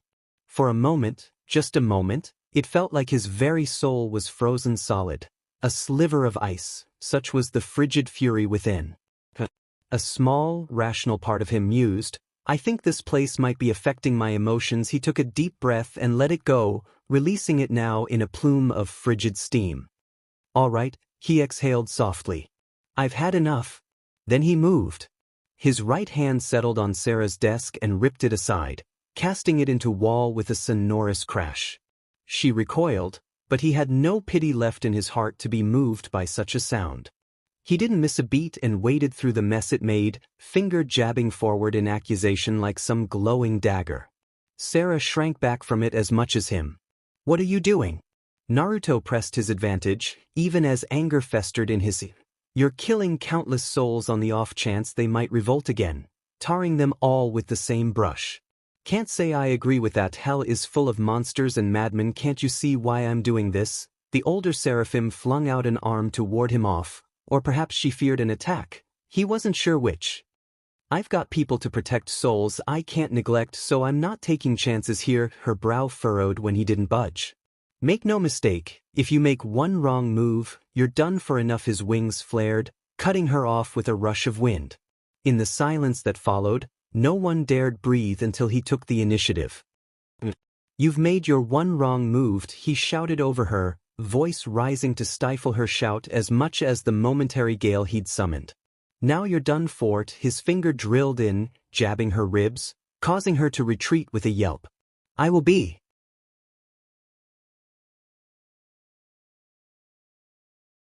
the one to prove that you're done for. Not even a prayer's gonna save you now, 'cause you're done for. You better not run, or soon those wings will be done for. Sarah glared back at him, defiant, unrepentant, chin jutting out furiously, a myriad mess of eyes glowing in her hair as she snapped back. These souls are like my children, I must protect them at all costs. Up came her hand between her melons, eyes blazing. The last time I failed in my duty, heaven faced a heavy loss. I just want to protect my people with this fragile piece we have. Still better to save than to stab. She rolled her eyes and scoffed. I do what is required. He sucked in a sharp breath, offended. To think that Emily admired you, that took the wind right out of her sails. For Sarah made a pained noise of panic. You mustn't tell her about this. Her panic was all too real. Emily might not be a part of Sarah's scheme after all. He filed her reaction away for later. Mustn't I? He snapped back, feigning ignorance instead. Are we done with our little rhyme session now? Or were we singing? This is no laughing matter, no laughing matter. Her words were admirable but misguided. No, foolish even. Couldn't she see what she was doing here? Naruto shook his head. I think it's laughable that you're confusing peace with quiet. No matter how strong you try, the rest of heaven will find out. You've gotten lucky so far, but this isn't the kind of secret that can last forever. People will find out about this: a guilty conscience, loose lips, or a redeemed soul. It doesn't matter how long it takes because it will happen. The head seraphim squinted at him. What are you proposing? He scoffed at her, stamping down on his anger. They're gonna find out sooner or later. All you can do is make sure they can understand without turning them into zealots. You need to tell them yourself before they find out on their own. In the meantime, I'm going down there. Sarah blinked. Down where? He smirked. Where do you think? She balked. You want to visit hell. Are you mad? Naruto winked. Wait, Emily cornered him before he could make his escape. Perhaps escape wasn't the right word. No, Naruto knew it wasn't. If only because he wasn't trying to run away from anything. Heaven had little power over him, and Sarah even less, but even so, he couldn't quite quell the sudden urge to flee when he heard her voice. It wasn't a command or a demand, nor an exclamation, but something so much worse. Pleading. Begging him to stop at the edge of the clouds, to just wait a moment, take a step back, and reconsider his actions. Damn it all, he wasn't even looking Emily's way and already he felt weak. He'd been trying to avoid her with good reason since his bitter argument with Sarah. Everything would be so much simpler if he just went down for a little while and found the truth on his own. Maybe then he'd have a better perspective on this purge madness. Maybe then it would all make sense. Maybe, bah, who was he kidding? Life, especially the afterlife, was seldom so simple. Emily reached his side a moment later and took a hold of his hand tightly. Where are you going? Lifting his chin, he clenched both fists at his side and reaffirmed his resolve. Down. She looked to him with her guileless lilac eyes, still clinging on to him. Why? The things he could say. Sarah's words came back to him unbidden. Please, don't tell Emily. A brief surge of righteous anger bloomed in his gut and scowling, he stomped it down. This was probably going to blow up in his face, he just knew it. Even so, he didn't have the heart to do it. To be the one to take her innocence and smash it. He simply couldn't bring himself to corrupt this pure girl. He knew she was no child despite her slight appearance, but even so, he wanted to protect her from the awful truth. Learning about the purge, no matter how necessary or unnecessary it might be, had broken something deep inside him. Kurama would have had something wise and sage to say about this, he was sure of it. He would have given him good advice and maybe, just maybe, with his help, he might have made it through. And yet Kurama was gone. The lack of his presence was a hole in his heart, gnawing and twisting and biting until he felt hollow inside. But he absolutely refused to take that anger out on Emily. So he passed the buck instead. Reasons, he made a point of looking away. They're not mine to tell. Go and ask Sarah about them if you like. Her gaze narrowed. Did she say something to you? Naruto mimed the action of zipping his lips. Emily stomped her foot, but he held firm. Yes, deflection successful, not his problem anymore. He'd kept his end of the bargain. Emily could ferret out the truth of her own accord, and Sarah couldn't cast the crime at his feet. Better yet, he wouldn't be around for the inevitable explosion and blame game that followed. Perhaps that was cowardly of him, but he didn't want this pure little seraphim to think ill of him. She squeezed his hand, suddenly diverting his attention. You're going down there, aren't you? I should accompany you. Naruto nearly choked on his own spit. No bad idea, all the bad ideas. You can't. He crouched down, the better to avoid towering over her, looking her in the eye. Hell's no place for someone of your stature. Emily yanked her hand from his, crossed both arms over her, and glared at him. Because I'm a child. Sage, save him from stubborn girls, for the love of. Carefully, he reached out and reclaimed her left hand in his right. No one is calling you a child, you know. She tried to glare at him, but managed only an adorable pout. You're acting like I'm one. I ain't. He rasped a little laugh despite himself, only to laugh harder when she kicked his shin. Really, I'm not. This is just something I have to do on my own. That was the truth of it. Had to find his answers alone, one way or another. Unbiased. Only then would he know peace. He knew he had Emily when her fingers threaded through his own. Will you come back? His head bobbed. Soon as I can. Promise? He held up his free hand and wiggled his pinky finger at her. Oh, you. Emily seized it in her own with small giggle, curling her little finger tight, but that wasn't enough for her.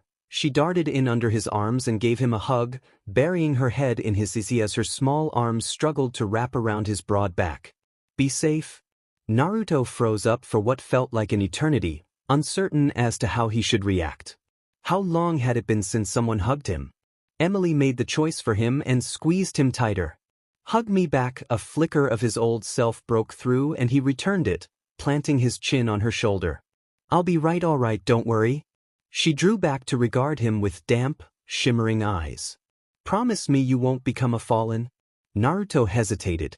Promise me. Mistaking his silence for anxiety, Emily latched onto both his hands this time in desperation and held tighter to him. I can't bear the thought of it, frankly. He wasn't sure he could become a fallen. Call it a hunch, call it a feeling, but he felt like he was on the right path. Besides, if his awful argument against Sarah and the laws of heaven hadn't seen him cast out, he wasn't sure what could. Even his so-called descent was just him popping down to check out the underworld for himself. Maybe he was missing something here, maybe not. In the end, there was only one way to find out. Right? Everything would be fine. He had to tell himself that. He might lose what little sanity he possessed.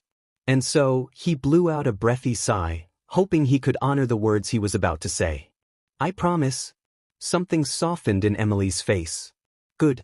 She darted forward and took flight. This time he was keenly aware of her kissing his forehead this time, rather than his cheek. The act was pure as the driven snow, chaste, even. His face burned all the same. That was twice now. Once was an accident, twice was coincidence, thrice well, there hadn't been 3 times yet, but this it felt like something, you know. She leaned in and whispered quickly into his ear. If you're looking for the person in charge, you should go to the angelic embassy. Ask for an audience. With the rest of her words were inaudible, only to him. His eyes widened ever so slightly. Ah, thanks. He turned, but the little seraphim was already long gone, wheeling away into the heavens. He could have caught her if he wanted to, but something told him she wouldn't much appreciate that. No, best to let her go for now. They could sort this whatever it may be upon his return. All right, then he walked to the edge of the clouds and steeled himself. If there really was something down there, he couldn't see it. There was too much light and the clouds were thicker than any fog he'd seen. And yet he knew where to go. How strong could this be? Just fly straight down at top speed, land, have a look about, ask a few questions and go back up once he was satisfied. Surely it wouldn't take more than a day, 3 at most. Everything would be fine. What could possibly go wrong? I just jinxed myself, didn't I? Nah. He didn't believe in that sort of thing. He tucked in all 10 of his wings against his back, took a deep breath, stepped off the edge, and bonsai reality trembled. Contorted. Twisted. Resisted. Something shattered. And then he was through. Carmine heard the explosion from on high, because someone had torn open the sky. Racing a window, she flung it open just in time to see all hell break loose. Of course it had to be on her diamond turf, didn't it? A lone angel soared down through its speed, and plowed clean through a nearby building. Another now. Another. Yet another. That can't be good. Alastair looked up from his balcony as a distant explosion rattled the world. He knew that noise. It was the sound of change, knocking on his door. And so he observed really as a star fell from heaven. That glorious glimpse of gold of light rocketed down from the on high to the ground at absurd speed, careening through everything in its path, heedless of the carnage it caused. This wasn't another one of heaven's purges. Far from it, this was something new, something unexpected. What fun! Rising to his feet, the radio demon tittered merrily. This promises to be entertaining. He wondered if the hotel's newest guest had noticed it as well. He squinted at the falling star from afar. He was many things but not blind. He recognized that energy. He smiled at it. He knew. Naruto negativity. It assailed Naruto at every angle, so much so that he had to close his eyes against it and seal off his sixth sense for a moment lest he vomit outright. Unfortunately, that moment cost him dearly. The sheer assault on his senses actually knocked him out for a moment. Not long, barely a second, but it physically threw off his descent. What had once been a relatively controlled flight immediately became an uncontrolled tumble that sent him crashing through a building. Followed by another. Then another. Another. Vaguely he was aware of shouts and screams of alarm, but momentum dragged him on relentlessly as he hollered apologies. Wham! What the hell? Sorry, blam, my leg. Sorry, slam, that was my favorite table. But, sorry, by the time he finally regained control it was too late. He slammed down into the street on bent knee, the sheer shockwave of which rattled his bones and had his wings tucking in tight against his back. From there, he sucked in a quick, ragged breath, and climbed back to his feet, reeling a little. Okay, didn't stick the landing. This had to be the place, yet this so-called hell didn't look anything like what he'd thought it would be. From there, getting his bearings proved to be an exercise in futility. Although he could see burning buildings aplenty and plenty of red sky, he had no idea where he'd landed. Really could have used Kurama's advice right about now. Alas, he had only the void. Shunting open his senses, he winced at the ensuing negativity, but it wasn't such a shock to him anymore. Appalling is shocking. Very much so. But he found himself gradually growing used to it. That little lapse from before wouldn't be enough to knock him out again, but this place was wrong. Wrong, terribly and horribly wrong, all twisted emotions and greed and anger and lust woven together in a crippling cocktail that threatened to cripple him with a migraine. And the smell, good Lord, the smell, he didn't even have words for it. Another burst of negativity assailed him, sending him staggering into a wall. He grit his teeth against the pain that followed, clamping one hand to the side of his head to stave it off, to no avail. It was enough to drown a man. He could barely keep his head above water. How did people live here? Sarah's words came back to him, sad and resigned. You will find no goodness there. Oh, there must be some good here. There had to be. He refused to believe all this was for nothing. Holy shit. A new voice had him craning his head. Seemed someone had noticed his impromptu landing, and they stood not a yard away. Gold-red eyes gleamed at him, set within a round, bright pink-skinned face bearing long pale hair gone almost white, a pair of equally pink horns jutting up from her head. Come to think of it, the rest of her looked pretty pink at that. Like a bright, hot pink. And were those wings jutting from her back? And a tail. He shook his head once and squinted at the newcomer anew, only to realize the scantily clad outfit she was wearing, and good Lord, she had legs for day snow. Naruto bad Naruto focused thankfully. She seemed to be eyeing him up just as strong. She'd stopped short. Did a double take now. Hello, handsome, where did you come from? His wings flared behind him almost of their own accord, bathing her in angelic light. That answer your question. The horned woman's gaze flitted up and bulged as she beheld them, alongside his halo. Oh, she recoiled and retreated, stumbling over herself. You're an hey wait, he grabbed at her wrist, drawing her back before she could bolt. I'm not here to cause trouble, I just want to talk. No way, Nuho, she hissed and clawed at his ear, breaking her nails. Tell that to the buildings, Bustard. He reeled her in, butting his head against hers. That was an accident. Her tail lashed at his face like a dubby. He caught it and yanked. Much to his surprise, the winged woman moaned. Naruto tilted his head, baffled. Did you just? Her face flushed deeply. You didn't hear a, pretty sure I heard a, what was that for? She'd stomped on his foot. He glared at the feisty horned woman, and she glared right back at him, melons smashed up against his ear, heaving for air, lips inches from his own. Tension hung hot and thick between them, and he suddenly found himself stricken by a strange urge to something he really shouldn't. I'm sorry, I think we both got off on the wrong foot here. Tentatively, he released her tail and, still holding her, drew back at arms.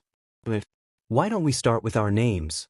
Ha, that's rich, she snapped sharp teeth at him in a snarl, forcing him to draw back or be bitten. You first, Angel, but for a moment, there he saw red. Cheeky minx. She was doing a fine job provoking him.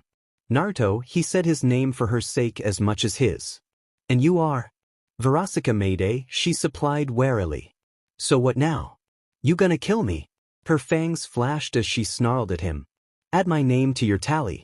Do angels have those? I'm gonna let you go. Her jaw clicked open. Angel boy, say what now? I said I'm letting you go. When she scowled at him, he hastened to amend his statement. Once I ask you a few questions, you're free to leave. Veraskia scowled at him. What's the catch? Want me to get a head start before you cut me down? He shook his head slowly, bangs swaying side to side. Nope. Her scowl redoubled. Not gonna stab me in the back. Why would I even? Because that's what you angels do. She stomped a heeled foot on his again and moved her face into his, either trying to harm or scare him, for what little good it did. Adam brings you shits down here every year to hunt us like it's a diamond game. You gettin' an early start this year. Adam. Here at last a smile touched his face. I'm nothing like that guy. I beat him black and blue. Ha, she barked a laugh. Despite her derision, it was a strangely pleasant sound. Prove it, it's the truth. He shrugged a shoulder. You'll just have to take my word for it. The word of an angel. She scoffed, leaning back. Why in the hell should I believe you? An idea dawned. Or I could show you. Shoo me wayward. Her words peaked into a gasp as he pressed a hand to her forehead, planted his fingers over her eyes and shoved his chakra into her, showing her the memory in question, the moment of Adam's defeat in all its painful glory. A string of varied swears and syllables followed her curse. Actually understood a few of them before she reclaimed her voice again, and when she did speak, it was little more than a weak whine. Oh, can she writhed in his grasp, gasping aloud. I give whatever you're doing. Stooped, he released her, leaving her to crumple bonelessly to her knees before him. She swayed where he'd left her, eyes half-lidded. At length, they refocused. What in the hell was that? He could have explained it any number of ways. He settled for the truth. A memory. What kind of memory rattles the inside of someone's skull? Sorry, did that hurt? There you go, apologizing again. Her tail flicked as she squinted up at him, still on her guard. You're really not gonna kill me? He held up his hand. Scout's honor. She smacked her lips at him. Yeah, gonna have to better than that. You angelic types ain't big on honor. Adam really had carved an awful reputation down here, hadn't he? All right, miss. I promise I won't hurt you. And if you have any idea who I am, you'd know that I never go back on my word. Something about his conviction must have finally got through to the surly succubus her, because she slumped with a sigh. Miss, Verasika rasped a laugh. Message, you're the real deal, aren't you? Nothing like Adam at all. Naruto blew out a sigh. I did tell you. You really did, didn't you? Her tail flicked once more as she tried to rise and failed before, crumpling back to the ground. Good on you. BSRD offed one of my besties last year. Hope he's down and out for good. A beat of silence passed between them as she looked him up and down anew, considering something else. Now, you know, I've never done it with an angel before. He frowned. Done what? Verasika blinked, incredulous. You cannot be serious? Naruto returned her blink with two of his own. Pretty sure I am. Hells, you actually are? The succubus licked her lips. Aren't you adorable? Such was the beginning of a rather spectacular day. Too much negativity. Naruto grimaced against it with every step he took. It was like a miasma down here, and it was all he could do not to choke on the air itself. He isolated his sixth sense and warded himself against it as best he could, but it still lingered at the edge of his senses like some sly snake trying to wriggle its way into his mind. Lies and riddles. Fallacies and falsehoods. There was so much darkness down here, so much pain and fury and hate that it made the angel in him want to lash out. To summon a weapon to his hand and no. He wouldn't give Sarah the satisfaction. She wasn't right. Couldn't be. Unacceptable. Just the thought of her and Lute laughing at him was enough to solidify his resolve. And so he steeled himself against his doubts and walked on. It was a lot to take in, but he at least had some small semblance of what he wanted to do here. He wanted to go. Ask his questions, get to the angelic embassy, figure out what was going on. Sounded simple on paper. No. Verasika wasn't simple. She was a talker. He'd come to realize that quickly enough, but she was also looker, more than that, a toucher. More than once her shoulder bumped into him, her hip brushing against his with nearly every other step. It baffled him to no end. Only a few minutes ago she'd been kicking and screaming to get away from, and yes, while he was grateful she'd taken him for his word, he had no idea why she was getting so touchy-feely all of a sudden. What was she up to? In the end, all he could do was walk forward, listening with half an ear as Verasika babbled on. So are angels sensitive to negativity or something? Nope, he took a brief breath to steady himself and mustered a winning smile. Just me. The succubus hummed once, pleased by his admission. Good to know. Naruto frowned down at her. What was that? Nothing. She looked away quickly. Her tail was swaying awfully close to his leg. He brushed it away, only to earn a startled yelp from the young woman. Hey, no touchy. A blonde brow rose in mild consternation, but he refused to rise to her bait. You're the one who's been touching me. Nothing wrong with a little window shopping. She looked him up and down. You're no Blitzo who? She crossed both arms before her bountiful bosom and smacked her lips, producing an audible pop. With a capital EX. If I never see that imp again, it'll be too soon. Another migraine rattled his temples, forcing him to close down his senses once more. Verasika saw it. Buddy, just be glad you didn't land on the wrath ring. You wouldn't last the day. He shot her a baleful look, to which the horned woman shrugged her shoulders. Just saying. You really don't know much about this place, do you, Whiskers? Please don't call me that. Verasika grinned. She did, in fact, call him that. On that less than pleasant note, he returned his attention his surroundings. This place wasn't anything like he'd expected it to be. He'd thought there would be a lot more fire and brimstone, you know. He could feel countless eyes watching from the shadows, not doubt intimidated by his holy presence and wings alike. Even if Verasika wasn't, he might want to do something about that. Ducking into a nearby alley, he dragged Verasika with him into the shadows, heedless of her yelp. Somewhere between one sputtering protest and another as she spooned against him, he pressed both hands together. A brief plume of smoke and the transformation jutsu was done. It didn't do anything for his newfound height, but it did help to hide his accessories. When he emerged, he looked much as he had in his old life, much to her surprise.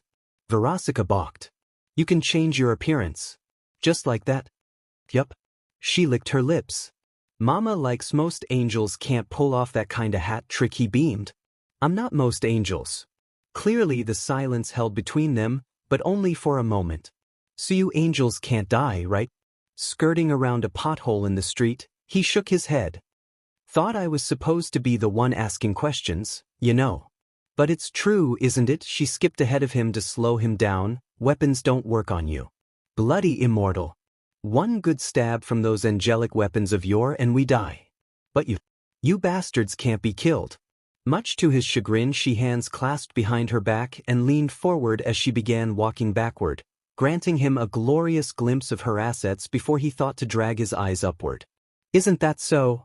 Naruto stubbornly averted his gaze. It's not something I've tested. Verasika noticed his stiffness and winked. See something you like, big boy? Oh.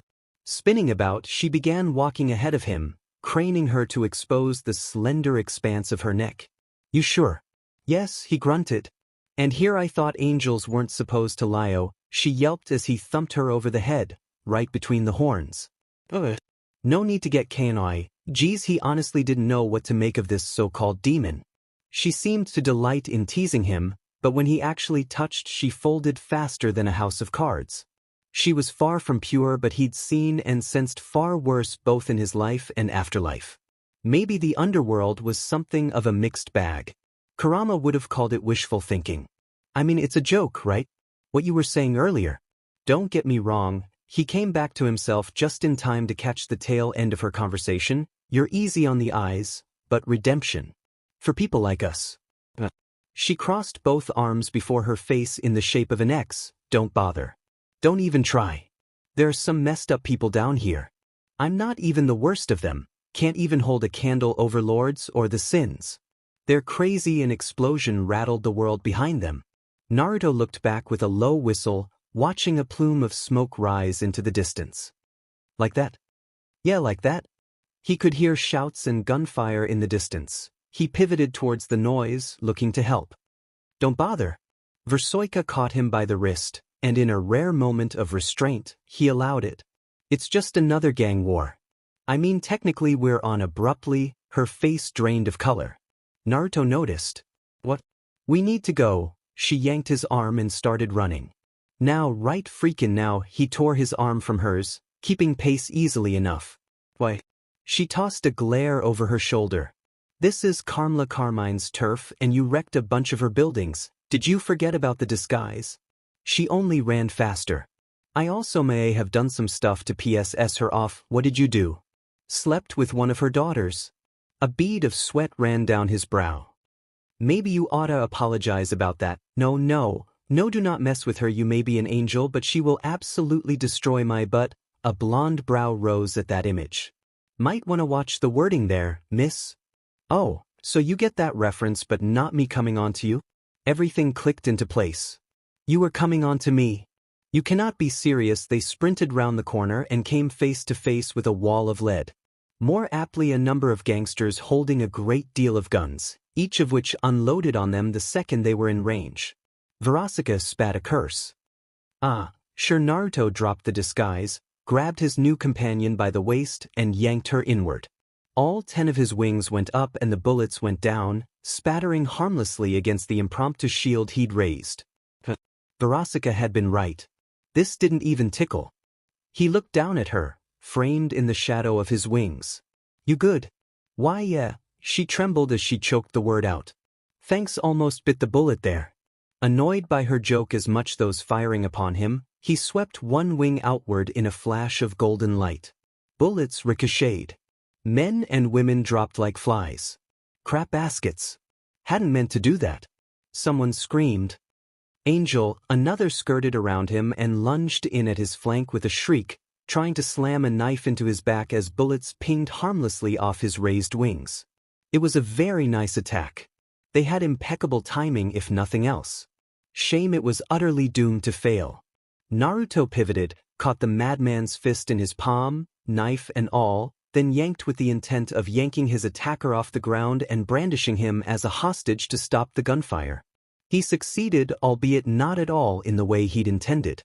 Much to his chagrin, their limb tore off in his grasp at the shoulder with a wet sucking sound. Naruto balked. Verasika gagged, one hand flying to her mouth to stifle her gorge at the grisly sight. His attacker howled in agony. "Ga Yusai needed that." "Oops," he blanched.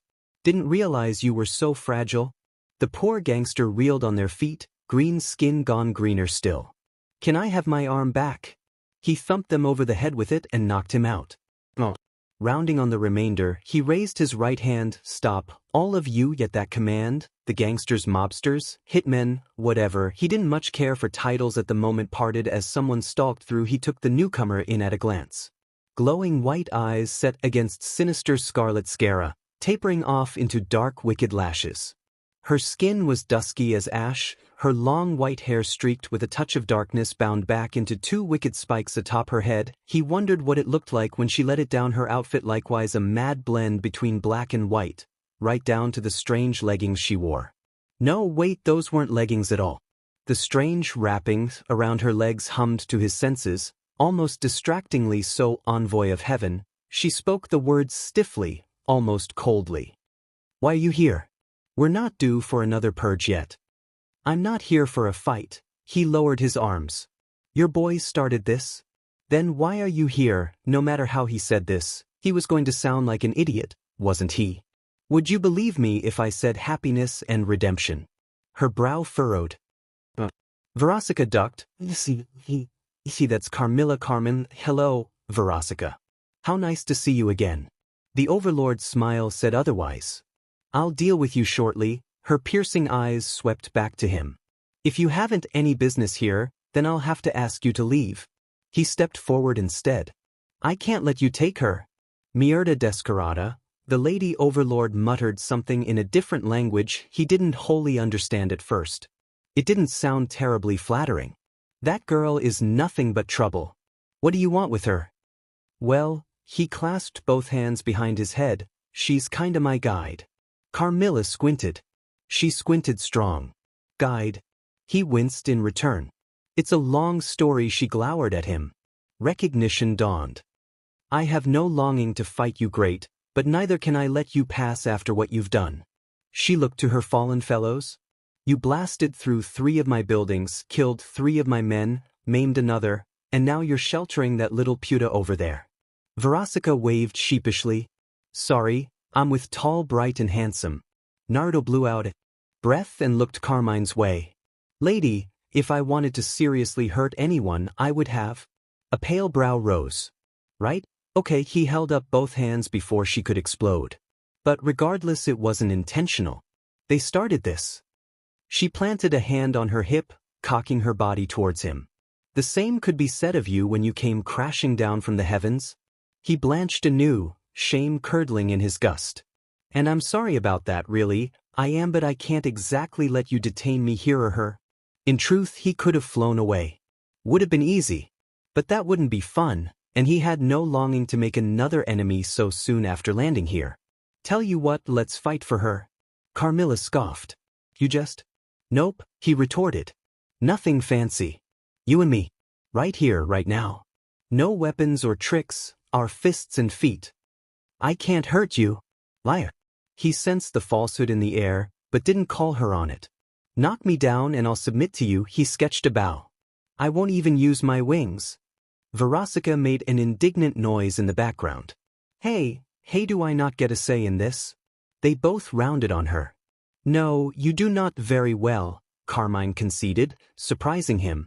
But when I win this paltry contest of yours, and I will win, you will leave this place in peace and never return. Sure, and when I win, you'll let us leave?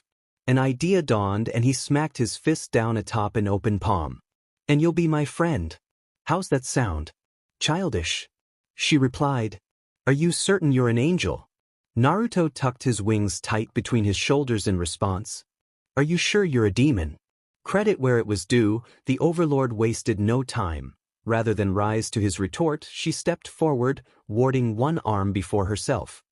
He matched her and nearly lost his head as her heels swept in. She's a kicker, instinct had him ducking with a laugh, delighted by her dexterity. The moment he gave ground, she was on him in a graceful pirouette, striking high for his face with 3 quick sweeps of her legs. She had speed, he'd give her that. He dodged them all, hands hung loose at his sides as he continued to yield the field. Carmilla didn't retort to that effect. She simply scowled and sashayed forward. What's wrong? Fight backed. This time he caught her ankle, right where her leg wrappings were thickest. His hands stung and her scowl became a small, secretive smile. So that was it. Angelic steel. Recoiling, he released her and took a kick to the ZT for his troubles. She didn't use her hands to fight, not once, because didn't need to. She was poetry in motion, flowing like water. He couldn't find the right word until he did. This was a dance. Perhaps the finest he'd ever known. Dodging, swaying, weaving, they wove around one another, trading blows as they went. He could have crushed her 7 different ways to Sunday, but he didn't want to. She was all smoothness and grace, right in his face. At his height, she couldn't touch him. Even now, with him actively handicapping himself, she didn't come close to the most fearsome foes he'd fought. And yet his BLD began to sing. What fun, what fun, such fun. Another light laugh escaped him as they continued their wild waltz, flowing around rubble with ersatz skill. Carmine clicked her tongue as he slapped another of her kicks aside. Does this amuse you? Why wouldn't it? This is fun. Fun. She faltered for a moment and he took full advantage, hammering a spin kick into his ribs, drawing a pained gasp from her lips. I hadn't thought you the sort. She struck the ground hands first and pivoted her entire body to sweep low for his feet, forcing him to lift his left leg and block her. Carmine's smile said he'd made a mistake. The moment he did, she dropped down on all fours and somehow flowed around him to lash out at his last leg. He hopped into the air and slammed his feet into her face, sending her shooting across the street and into a building. Not a heartbeat later, she was up and at him. He spied the burnt-out wreck of a car nearby and kicked it at her, only for her to divert it easily with both hands. First time she'd bothered to use them in this fight, and fly at him again. Her heel struck for his spleen, and he retaliated by thrusting an open palm against her collarbone. A mere fourth of his usual force blasted her backwards. Yet as she flew, she caught a telephone pole with one leg, swung herself around and used her own momentum to launch herself at him anew. Her right leg soared up and came crashing down in an axe kick, forcing him to block with crossed arms overhead. Carmine hit strong, harder than he'd expected. He grinned up at her from the shadow of his interlocked limbs, eyes gleaming a glowing gold as rubble rose into the air. Her sparkling silver eyes seared down into him with a hint of challenge, the smallest of smiles tugging at her lips, imparting a singular demand upon him. Try harder. But all that power had to go somewhere. In a word, down. With an ominous crack of sound, the street splintered underfoot, forcing them apart. Kicking of a tumbling shard of rubble, he spied her silhouette in the haze of dust that followed and struck low, hammering a fist into where he knew her stomach would be. A gasp of pain was his reward as the smoke cleared, and she took a tumble to get away from him. He gave chase and focused on her further as they dueled, narrowing his senses upon her nearly to the exclusion of all else, the better to ignore his migraine.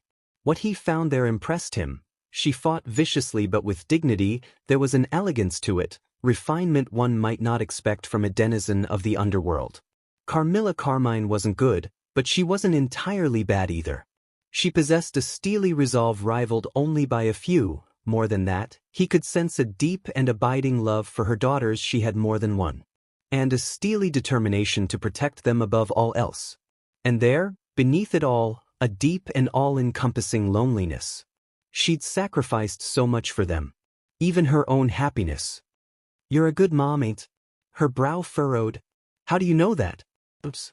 Belatedly, he realized he'd inadvertently spoken the words aloud. He'd pried too far, delved too deep.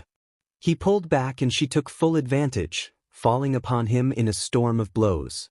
A foot caught him in the face, not harming him, but pushing him back all the same. Let's call it an angel thing. She growled and attacked him again, their world dissolving into a whirling dervish of destruction.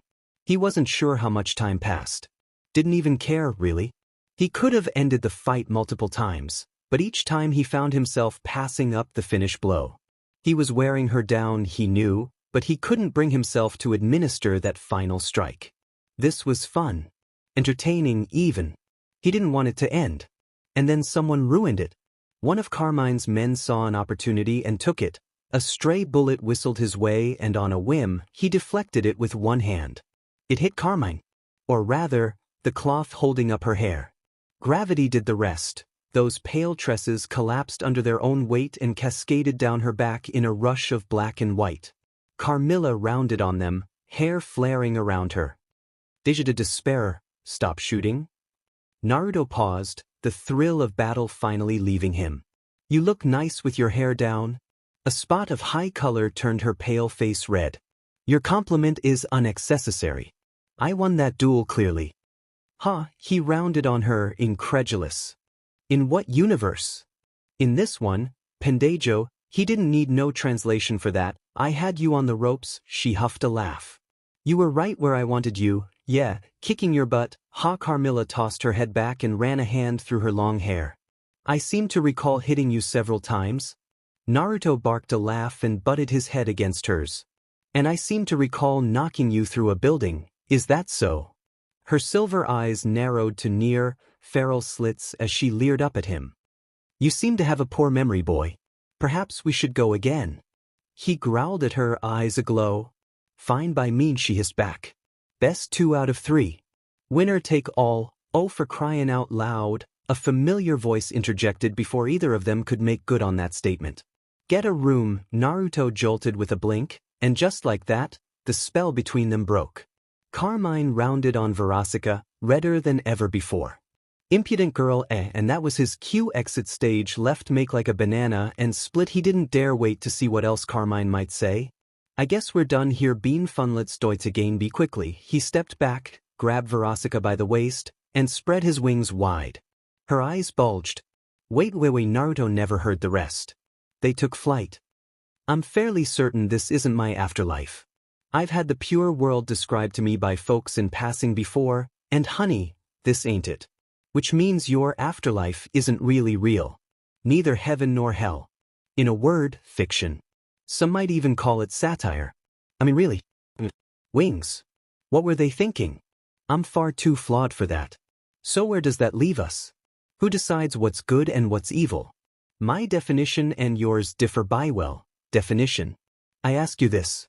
Where is the justice? Please don't sing, Land. Verasika Mayday all flung herself down on the asphalt with a cry of absolute bliss and promptly began making sweet, sweet love to it. Sweet terra firma, she kissed the ground with a hysteric laugh, all but sprawling herself across it, uncaring of how she looked while she wriggled and squirmed. Come to mama, I'll never forsake you, Agayan. You all right there? Heat flooded her face. All right. No. She was not. She was the opposite of all right. Springing to her feet, the Hellborn instantly stopped what she was doing and whirled to face her savior. You jerk, she thumped his easy with a furious fist, over and over again. Do you have any idea how fast you were flying? I almost suffocated back there, really? Naruto thumbed his chin. I wasn't flying all that fast. Verasika flung up her arms. In what world is that not fast? His head tilted, mildly perplexed. Mine. Had he been holding back? Exasperated and at her wit's end, she did something foolish and she lashed out. Her tail cracked out at his face like a W, only to be caught just short of his eyes. Her own bulged, recalling exactly what happened the last time he'd grabbed her tail.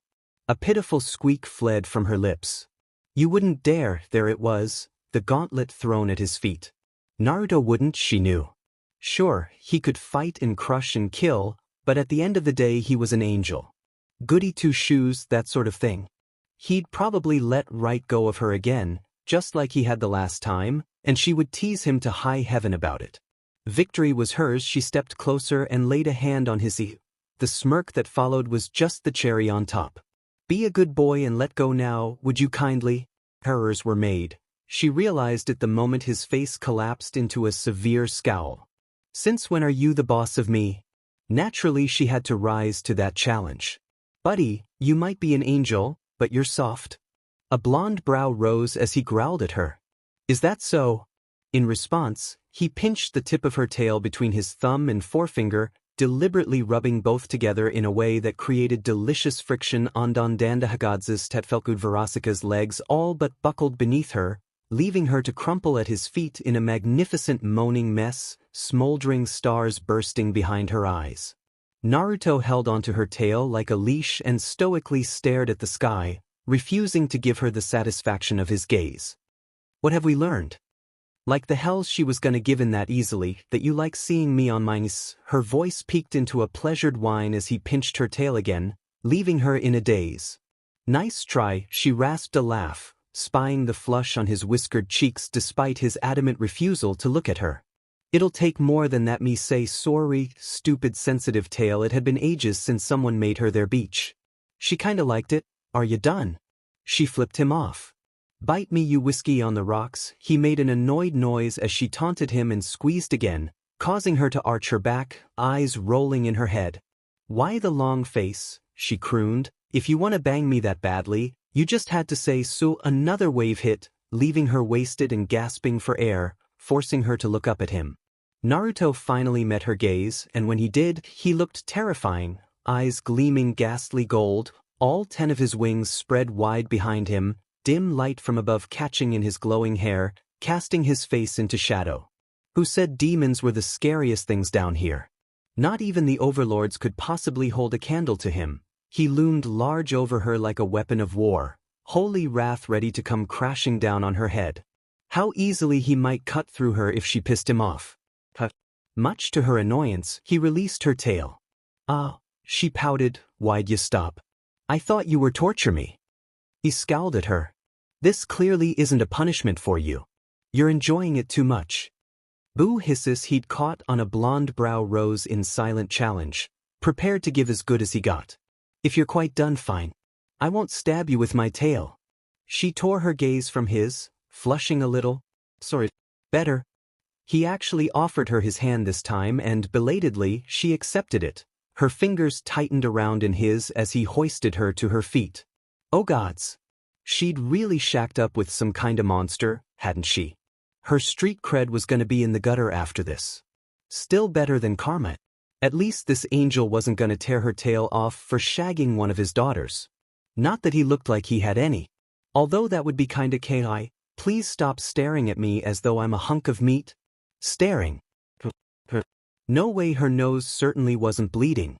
And she definitely wasn't drooling after all that. Nope. No way. Naruto granted her a withering glance and released her hand as he stalked up the steps leading to the angelic embassy. She'd forgotten all about the blasted building, or why he'd been so keen on getting here in the first place. Didn't he want to talk someone? Probably the big boss himself. Didn't sound like it would go well. You're really headed in there. He glanced over her shoulder. Aren't you coming? Her legs trembled just a little, but common sense prevailed. Her and him. Alone. In a building with no prying eyes. She'd end up trying to bonk his brains out. Nope, no, she shook her head. I'll wait outside. Thank you very much. A distant explosion conjured a mushroom cloud. On second thought, right behind you, someone was knocking on her door. As head seraphim, Sarah wasn't particularly happy to hear that sound, given that she presently wanted nothing more than lay her head down on her desk and sleep. Sleep, and preferably wake up from this awful nightmare she found herself trapped in, but no, apparently that wasn't happening today. Sometimes, she really hated this job. Why couldn't Michael or one of the bloody archangels take over? She wanted a vacation, right? Because that lot still wasn't showing their faces, or maybe they were just wary after what happened to Adam. No, couldn't have that now, could they? She had to be the one to look prim and proper, when in reality, she craved nothing more than sweet escape. And someone was still knocking on her blessed door. Raising her head, Sarah swept a slightly trembling hand over her half-lidded eyes, scrubbed the sleep from them, then forced herself to sit up, reclaiming some small semblance of dignity. Clasping both hands before herself, she likewise took a moment to comport her thoughts and muster up her dignity, as was befitting of one given her rank and station. No such luck. Her wings drooped behind her almost immediately. She was so very tired. Naruto's abrupt descent had caused no small amount of chaos in the upper stratum, if only because no one had expected him to do so. He'd gone down there willingly, of his own volition, and hadn't fallen for it. That alone had been enough to foment unrest, but what he'd done next hadn't just stirred the pot. He'd gone and kicked it over. Because, you see, now he was demanding a meeting with a certain Morningstar. Lute had practically gone feral. She hadn't shut up about it since. The knocking intensified tenfold, loud and determined, punctuated by raised voices now and a loud bang. Time to face the music, she supposed. There was no point in delaying any longer. Enter, she declared briskly, dreading who might be on the other side. On cue, the door to Sarah's office swung open. Please don't let it be loot, please don't let it be loot, for the love of all that is holy, don't let it be loot. Yes, not loot. Unfortunately, it was Emily standing before her. And was that Loot's broken body sprawled out in the hall behind her. It looked like someone had beaten her within an inch of her life, but Emily was the only one standing there and oh dear. Oh very dear. Oh very, very dear indeed. Angels did not curse, they could, but some chose not to, and never in her life had Sarah done so, but here and now, in this moment, Sarah was almost tempted to. Emily wasn't violent. Had never been. Probably never would be at that, and yet her eyes did not lie. Sarah, the younger seraphim, wrung both hands before her dress, violet eyes reflecting quiet anxiety to match her. Can we talk? Sarah looked past her, still unable to comprehend the scene of violence in the hallway beyond. What happened to Loot? Emily's gaze grew watery, tears welling up within. She said such awful things, so I put her to sleep for a while. It was for her own good. I see. She did not, but these were strange times, and she was grateful to have Loot silenced, if only for a little while. Well, what did you wish to discuss? Emily stared at her, glassy-eyed. What is Extermination Day? Say, Sarah, what was that bit about never cursing again? SHT on a stick. Effiduck. In this day, although she towered well over 12 feet tall, Sarah had never felt so small. Her right eye twitched explosively as a muscle jumped in her jaw, but even that fleeting flicker of anger couldn't save her from the fiasco before her. She tried to muster a response, but when faced with such a guileless gaze, she couldn't help but falter. Emily was looking to her for answers, waiting for her to explain, and she couldn't. She could just stare. That blasted Naruto. He'd said something to her after all, hadn't he? This was all his fault. It had to be. She just knew it. At a loss, Sarah chose the only path she could. I can explain. A lone tear rolled down Emily's cheek. Sarah, what have you done? Naruto was gone. But why? He'd come running the moment he sensed him. By all rights, he should be here. So why wasn't he? Blast it all, he'd known exactly where he would be. There had been no delay. He'd made a beeline directly for him with all due haste, not stopping once to save anyone in his path, with no interruptions besides. He wasn't entire proud of that last bit, but needs must, and he was in a hurry. There was no possible escape. Yet he was gone now, his trail cold, all sign of him lost in the chaos of his flight. All he had to show for his efforts were a band of blithering idiots shoving guns in his face. Carmine's goons, no doubt. He didn't pay them much heed at first, until one of the wounded wastrels mentioned the angel. That had piqued his interest. He'd interrogated the lot of them, wrung out every scrap of sordid secrets he could, then killed them afterward. It was a matter of principle. Pride, one might say. He had a reputation to maintain, even down here. Only their overlord had run away to fight another day. He'd spared her on a whim, if only because Naruto had clearly deigned to fight with her and let her live. In honor of that, she would keep her life this day, and by her survival, further spread word of his deeds. Soon he would be known throughout all the rings. Naruto was bound to hear of him sooner or later, if they didn't blunder into one another. If he didn't hunt him down first. If he didn't lose his patience. Bracing himself, he looked to the skies, crouched down and leaped. The hunt was on. Naruto expected many things when that door opened. A titan of stone. A towering giant made of fire. A winged monstrosity with horns as large as they were tall. He did not expect a girl, least of all one so impeccably dressed. She wore a strange red suit open at the sisi to reveal a white shirt and a black bow tie, which contrasted nice with her pale skin and bright, glowing red eyes. No, literally. Her eyes were glowing, her scara a strange shade of golden yellow to match her equally golden hair, which was bound beautifully behind her back. Quite the oddity all in all. Hello, she called out, not seeing him at first, given how perfectly still he was. Anyone here? I signed the creepy sign-in sheet, and you've got a succubus sleeping in the lobby. Poor Verasika. Naruto planted his elbows against the table, sat up in his chair and pointedly coughed into a fist. Ahem. The girl took one look at him, sputtered and dropped her papers. Oh me goodness weary asodal. That weighs an awful lot of words at once, so much so that he couldn't help but tilt his halliclad head. Come again. Somehow, she rallied, much to his amusement. Right, Charlie Dad couldn't make it, so he sent me. His jaw clicked open, and he forced it closed with a fist. Morningstar had a daughter. Angels could do that. She offered him her hand. Nice to meet you. Well, would you look at that? A nice person. An actual, legitimate, I'd know Thavi mean bonine me buddy person. How could someone down here be nice? Verosika had been flawed, but she claimed to have been born here. Carmilla was a sinner who'd found herself her due to the mistakes she'd made while alive. But this girl, rather, this young woman, was different. This girl had been born here. He could sense that much from the faint radiance suffusing her soul. But there was something different about her. A hint of divinity mixed with just what was that? She squeaked a little and repeated herself, still holding out her hand to him. Nice to meet you. Rising from the table, he circled around it, took her fingers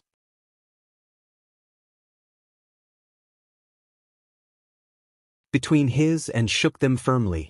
Naruto. And right back at ya. Please, have a seat. Charlie claimed the one next to his. Yuri not Adam, right? Oh. It's just, I've heard some interesting things about the leader of the angels. He chuckled. We're under new management. Is that a good thing? Naruto smiled. Miles away, a man dropped his ducks. I see disturbance, a disturbance indeed. Charlie spoke a mile a minute. She had to, if only for fear of being shut down. Blast nerves. Or were they jitters? Semantics gotta keep talking. I'm so happy we got this opportunity to meet. There's this project I've been working on that I really want to talk to you about, and it's a solution to our biggest problem down here. Naruto's haloed head bobbed once. And what would that be? She beamed, quietly anxious. Overpopulation, I agree. That is a problem. Continue. Just don't sing again, please. Much to her surprise, the angel didn't interrupt her further, but placed one hand beneath his chin and waved her on patiently with the other. It felt like he was listening to her. Not just humoring her, but actually listening. His bright gold eyes never left hers, and though he'd long since reclaimed his seat, which meant she'd nabbed the one right next to him, the better to show him her papers, he didn't seem concerned by the manged mess she was making. She had a lot of papers, all right, it was a presentation, sue her, but the problem is, well, she paused, not quite certain how to phrase it without offending him. In the end, he answered for her. Purges. Yes, she winced. Purges. Extermination Day. Charlie cringed. Relax, he waved a hand to soothe her spirit. I'm hardly going to snap at you for speaking your mind. His 10 wings twitched behind his back as he laughed. 10 wings, Daddy only had 6, and yet these wings looked frightfully fluffy. She kinda wanted to touch them. No focus. He was still talking. I came down here to see what it was like for myself. She perked up, almost daring to hope. So you're not in favor of Extermination Day? That remains to be seen. He indicated her with a wing, tempting her to touch it. Take you, for instance. Good soul, pure soul. You were born down here, right? I was, she conceded with a reluctant nod, not quite seeing where this was going. And yet you're a good person, he said. Another nod. Others are not. I disagree. She lurched to her feet, planting both hands on the table to stare at him. These are my people. They're souls. Human souls. Just the same as the ones you have up in heaven. He tilted his head. From what I've sensed and seen down here, this place ain't exactly a rose garden. Some people might belong here. No. Her hair swayed as she shook her head. You're wrong. Sinners made mistakes, sure, but everyone makes mistakes. He fell silent at that, and his silence concerned her. It would have been so much easier if he were a rude but who didn't give a flying pig about her dream, or any of it, but that was the problem.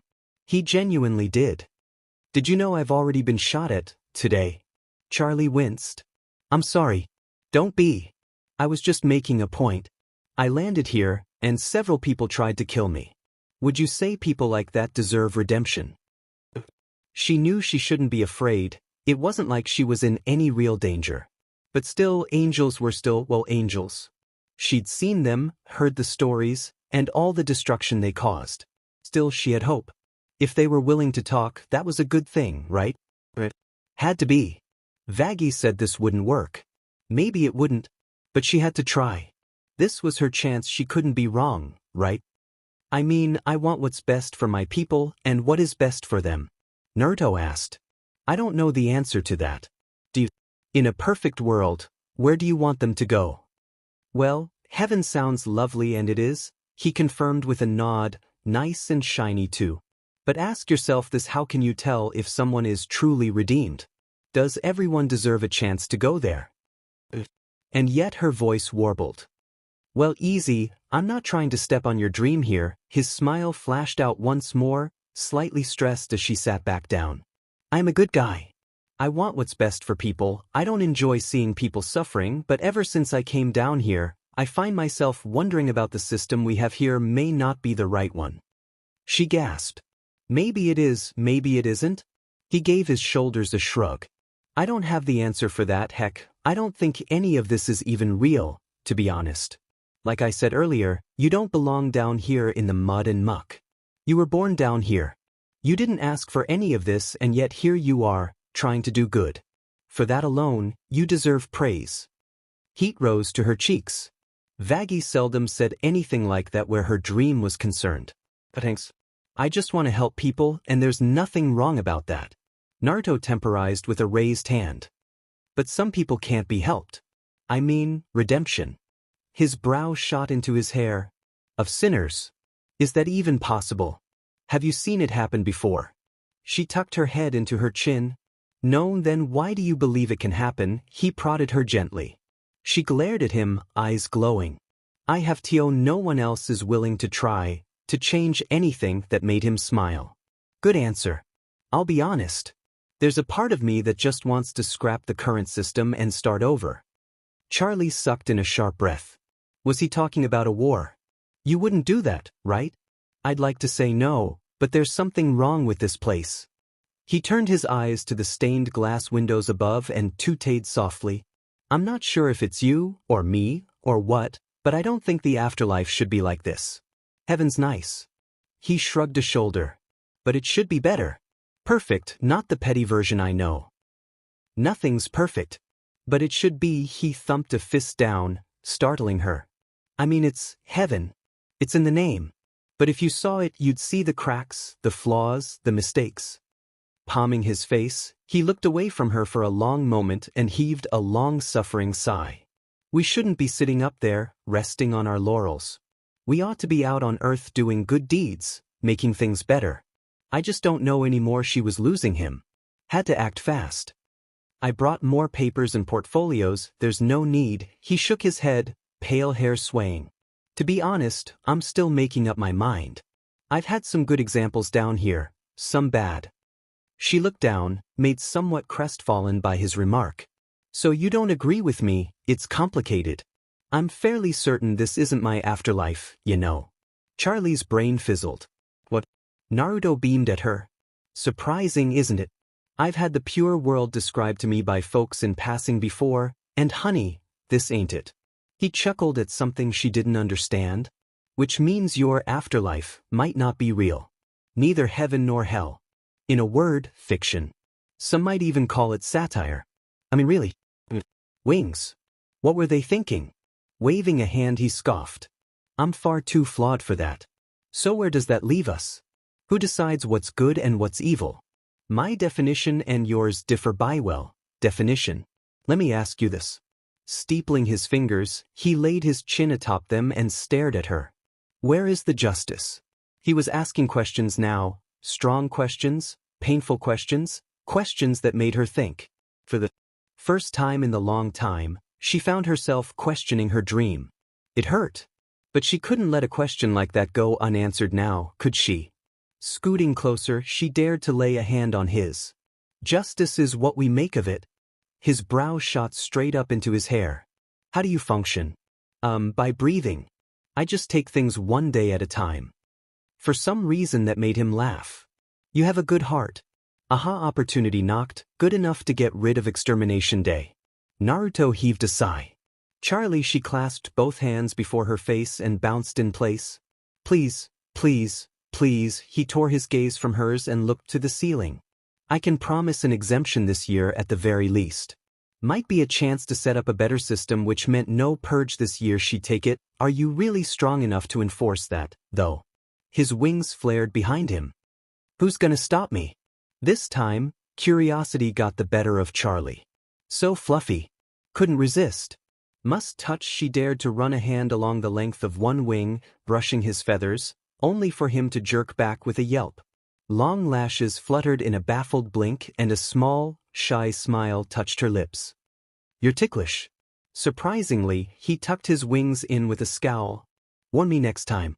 Her eyes inadvertently strayed back to them. Does that count? Naruto frowned. Charlie, no. She pouted. Boo! In that instant, an idea dawned. Oh, she waved her hand in the air. I know you can stay at my hotel and watch me rehabilitate sinners. How's that sound?